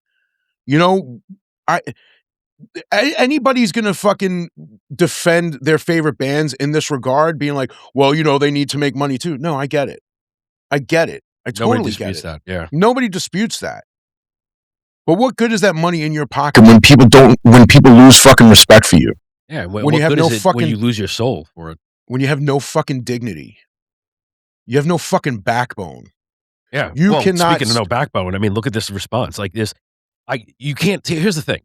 You look at this and it's like, I'm not angry at all, but don't even reproach this individual because they love Gwar. It's just, they're such a fanboy. It's like, there's no objectivity. Like I read this and I just picture a person that is an absolute like mascot that just goes like a bobbleheaded mascot that just goes to every show clearly. and just everything they do, everything they shit out is just gold to them. And that's fine. But Right. you can't be mad at us for thinking differently and then reproach what we say, like, and just dismiss it. Like the whole concept, the whole notion of considering none of you seen him a long time, you don't feel you have no clue. We have a clue, and we're not complaining just to complain. We're justifying the contentions, and that's what we orated. We literally said our contentions, we listed them, we talked about them, and we justified them as why we feel that way. It wasn't complaining to complain. We were contextualizing our points, like intelligent individuals do. We don't just sit there and squawk like a fucking parrot when somebody says Right. something you don't like. Mhm. That's the shit that annoys me. It's like you clearly don't actually watch anything you're saying. You're just immediately engaging in cognitive dissonance, and you're just crying yourself about how great they are. Good, go Right. see them. Yeah. But Well, you're mad at us because we don't like them now? right. And the thing Tough titties. the point of doing this poll wasn't to get people to fucking, you know, comment with how they feel about it just so we can read it and be like, well, they're wrong. No, I mean, we're No, reading it and it we're, had nothing to do with there's being argumentative. It was just engagement. We just wanted to engage with the fans and see where they stand. Yeah, we're trying something new, trying something we haven't done yet, and we had a decent response. Like I'm glad that people have been responding. It would have been nicer to get more actual votes on the Spotify, but we got a lot of comments, and we got a lot of comments that are for and against, and it's like we're not just going to totally disagree with someone who says no, they're still great. No, dude, there are certain things that people are saying that we totally get it. And everybody has a right to feel the way that they feel about it. But just as everybody has a right to feel the way they feel about it on, the side of Gwar is still alive and kicking, everybody has the same right to feel the same way in the opposite respect. Of course. So, And I have no problem. Dude, people that love Gwar now, go, good for you. exactly. I'm just simply saying I don't. Like, it's like, I still love the old Gwar. Like, it's, and once again, I'm not shutting out because Dave's gone. I just don't. I've watched it. Like I've listened to the albums. I just don't like them. Yeah. It's not there for me. I'm glad it's continuing, and I'm glad people like it, and I'm glad they're making money as an entity because damn well how this band, like this is a blue collar band like working for very little and just spending countless hours fabricating costumes and performing the shows. So it's nice for them to make money. I just wish the soul was still there with the money. Yeah. Like, that's like, it's not me, reproaching it because, oh, it's different now. It's why couldn't both be there? Like, why do we have to sacrifice one for the other? Like, it didn't have to be that way. Right. And you would think like having like all these members who have been part of the band for as long as they have been, again, Bishop, I expected more from them. Like, I really did. Yeah. Yeah. More loyalty to your fucking fan base. Yeah, exactly. And that's what really was the dagger in the fucking heart was the It lack was, of and loyalty. that's what put the kibosh on my because further it's like love when for you them. show that kind of loyalty to a band or a performer, entertainer, artist, and they get to a point where it's like, well, I don't agree with what you decided to do, but we're putting on a show. Just buy a ticket and come and have a good time. No, it was like, I don't agree with what you're doing, and you can't come to my show. Yeah, dude. It's the love is reciprocative. Like, it's reciprocity is important when it comes to art. Right. It's you give a little bit, you watch how much you get back. You take, you'll get some back because there's people that don't think for themselves and they'll continue to do it, but you're going to lose the key individuals that were the backbone of that love. And it's noticeable. Trust me, like, it's noticeable. Like, it's very observable to like notice when a band does not give a flying fuck about their fans anymore. They half care. It's like a half calf. You can't just have half caffeine. You either go full caffeine or no caffeine. You can't half calf it. You know what I mean? It's I don't know, man. It's like, I know we're beating a dead horse with this, but it really is. But because the thing is too, it's like when it came to that time, that whole era again. As much as I hate talking about it, and it wasn't just Gwar. It was like every band where, the bands didn't do anything to stop what was happening. It's like, okay, you agreed to do these shows. So now there are certain people who aren't going to be able to go, who are, expressing their contention with this decision, like, oh, like, why do I have to do that just to go to a show? It's like, well, you can't come because you're going to get people sick. Well, you can't come because of this. You can't do it. Dude, fans were pitted against each other.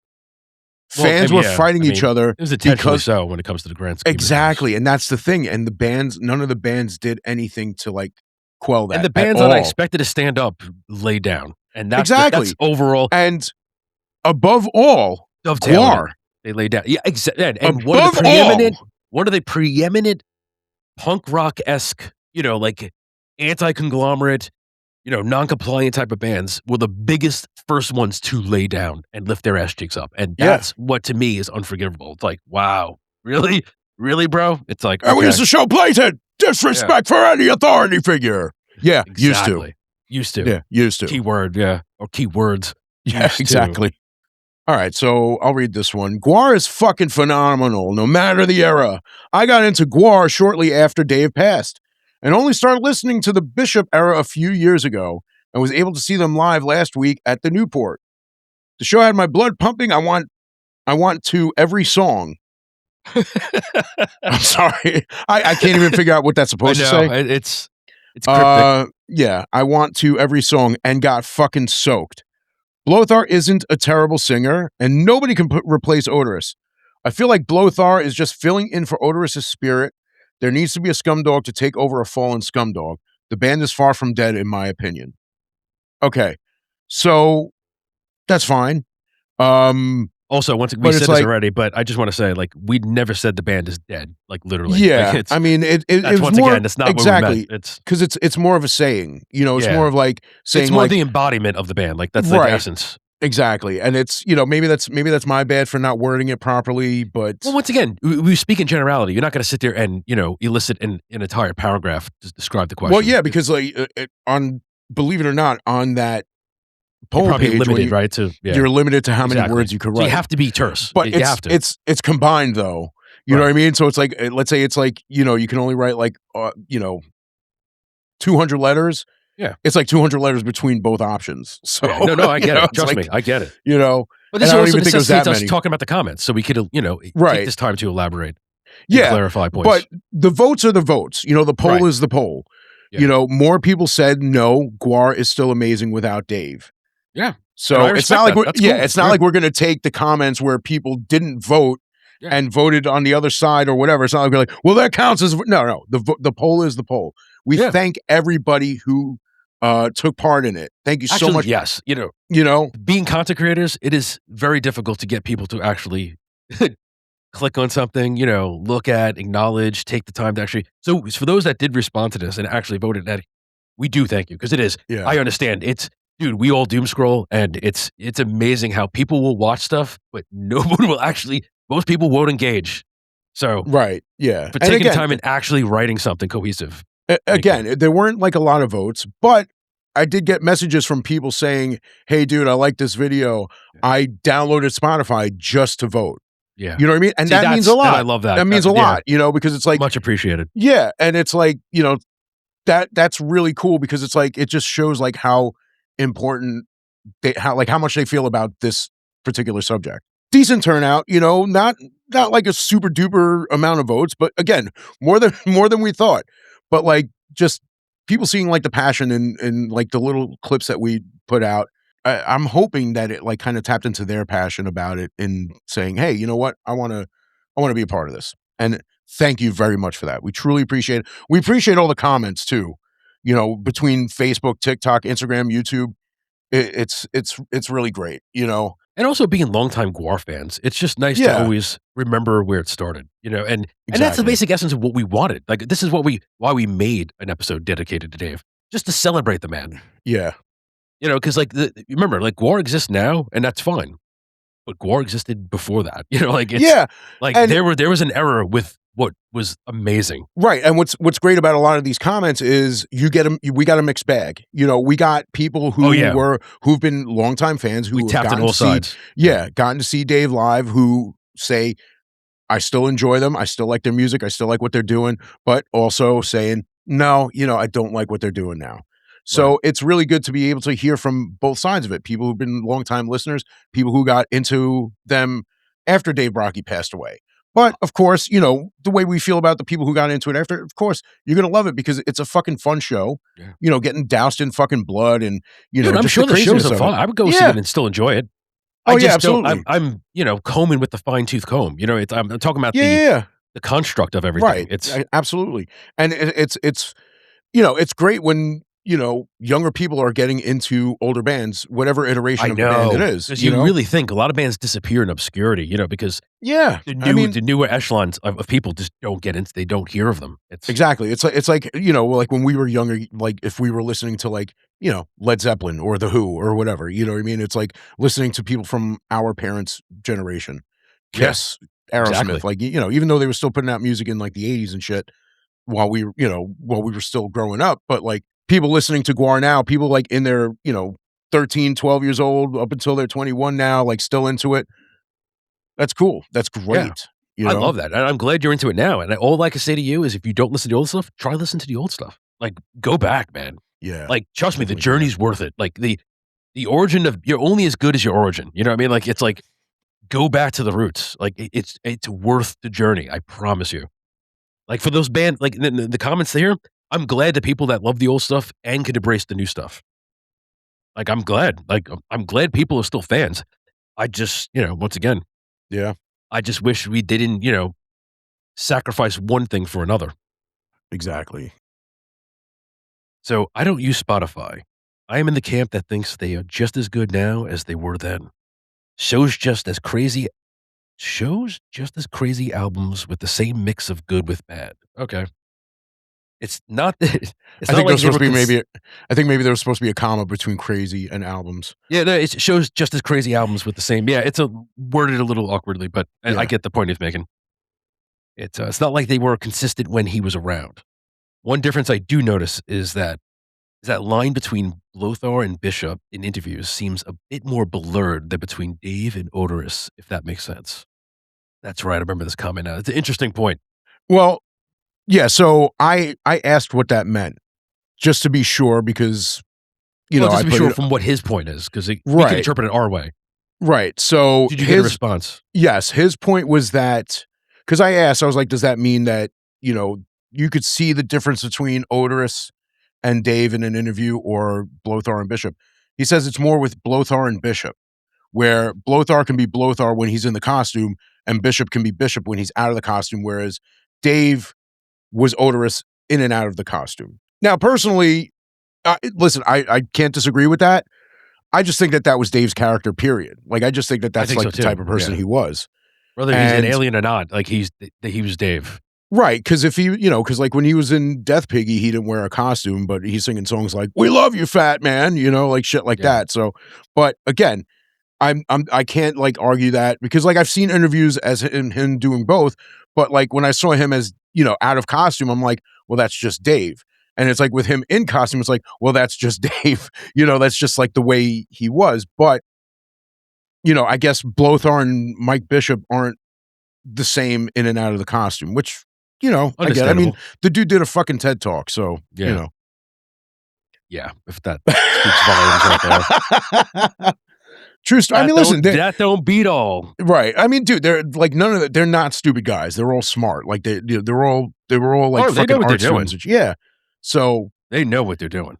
and again, like that's fine. Like just, with obviously if Mike Bishop can be Mike Bishop in an interview and Blothar in an interview separately, that's great. I just think, again, from watching Dave do interviews as Dave, him doing interviews as Odorous, I really don't I don't know if it's necessarily a less blurred line. Well, I think it's just how Dave was. I think I that look was at it as just this, the way man. he I was is. gonna say this to add to that, put a little bookend for it. I feel like even with Mike Bishop and Blothar, his two personalities are not enough or even half the personality that Dave was. Agreed. That's Agreed, dude. like, Totally he may agree. be two personalities, but both of them combined don't even come close to even filling the one persona that Dave was at all times. Again, unfortunately, I do agree with that. Yeah. And I unapologetic in that comment. I just don't see it, man. And I tried. I've tried numerous times. Like, it's not like I just shut it out completely. It's just every time, and I'll continue to watch. The AV Club, if they'll do another Yeah. song, I'll do that. Yeah. If I see a video, I will always watch. And every time I watch with an open mind, and I just go, "Yep, it reaffirms why I'm not into him anymore. It just does. It's just No, I get it. Yeah, I mean, what it is. My favorite platitude. It's like, when it was odorous and pustulous. I know I've said this numerous times, but it was just so funny. The two of them, like they were both just so. Dude, I know we said this ad nauseum, but like Postulus was such a great addition, and like him being gone really put the kibosh on it for me. I was like, oh man, you lost the one person, because when he was still there, he at least held some personality. So the AV Club, he was there, he was hilarious, and we always get the shitty songs every fucking time. But and then there was a comment that I didn't add to this. Oh yeah, where somebody tell.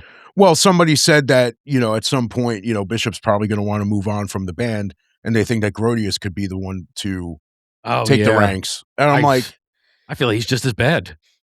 Yeah, I agree. I mean, dude, because that's the thing. Again, when you had Dave Brockie on stage, when you had fucking Pustulus, and these are the two guys that replaced those two guys, it's like, you really got to bring it.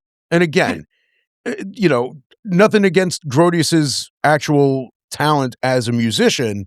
It's just as a Gwar member, as like a guy who's trying to be like, or they want to be a focal point of the band, as someone who like does the ads, does like the, the talking into the camera. It's just like, I don't know. I find it more cringy than entertaining. Dude, speaking of cringe, you just reminded me of a point. I wanted to make this in the very beginning. We were talking about Gwar, not in this episode, in prior episodes. But do you remember? Okay, little trip down memory lane here. Do you remember when they made those couple of videos on YouTube where Bishop was sitting like in a room, and they were covering some Gwar songs, and they covered a couple of old songs, and they covered a couple of newer ones. At that time, it was what, Blood for the Gods, or whatever. Blood of Gods. Oh, was that when they did it? Like it was like an acoustic set, right? Right.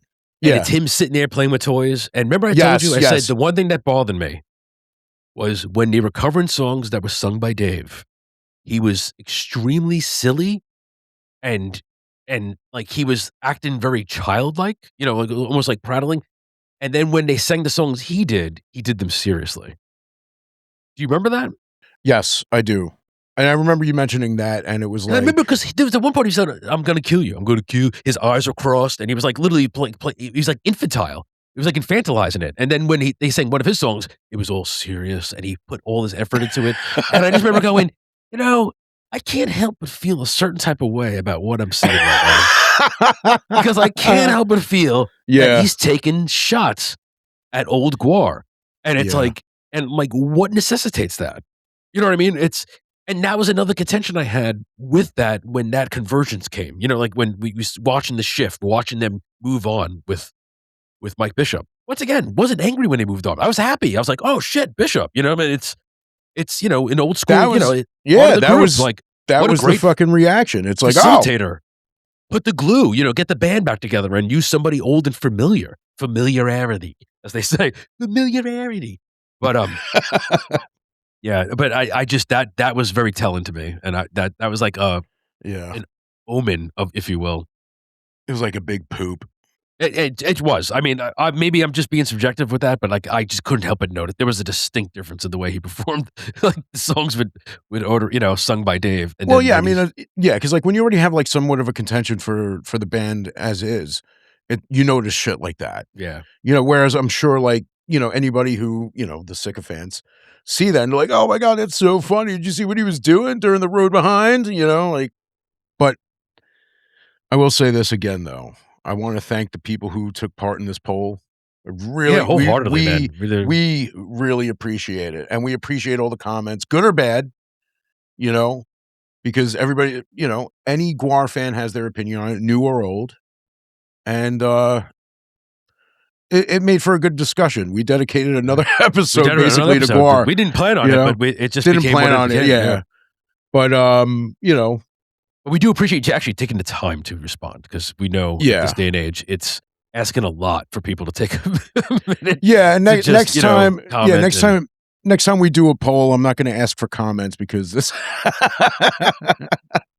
because there were a lot more, and I was just trying to pick out the ones that because a lot of them were repeats, you know, regurgitations. so, You're gonna have like a lot of mimicry. Yeah, I mean, because like a lot of people feel the same way. They're, you know, it's like they're not dead, just different. You know, we got a lot of those, and I couldn't concur more. Like it's yes, they're not dead. Yeah, it's just clearly not the same. Right. So, with that being said, Yeah, we're gonna put a close to this episode. I am Giuseppe. I'm Storm. Peace. What he said. Dude, for real, thank you so much for joining us. And now that this episode has come to a close, if you really like what you heard, please like, subscribe, share with your friends, share with your enemies. Maybe they'll hate us as much as you hate them. Point is this, we really appreciate you stopping by, and we really appreciate those of you who took the time to vote in our poll and leave comments for us to read on this episode. We truly appreciate it and hope you come back for future episodes. Thank you so much.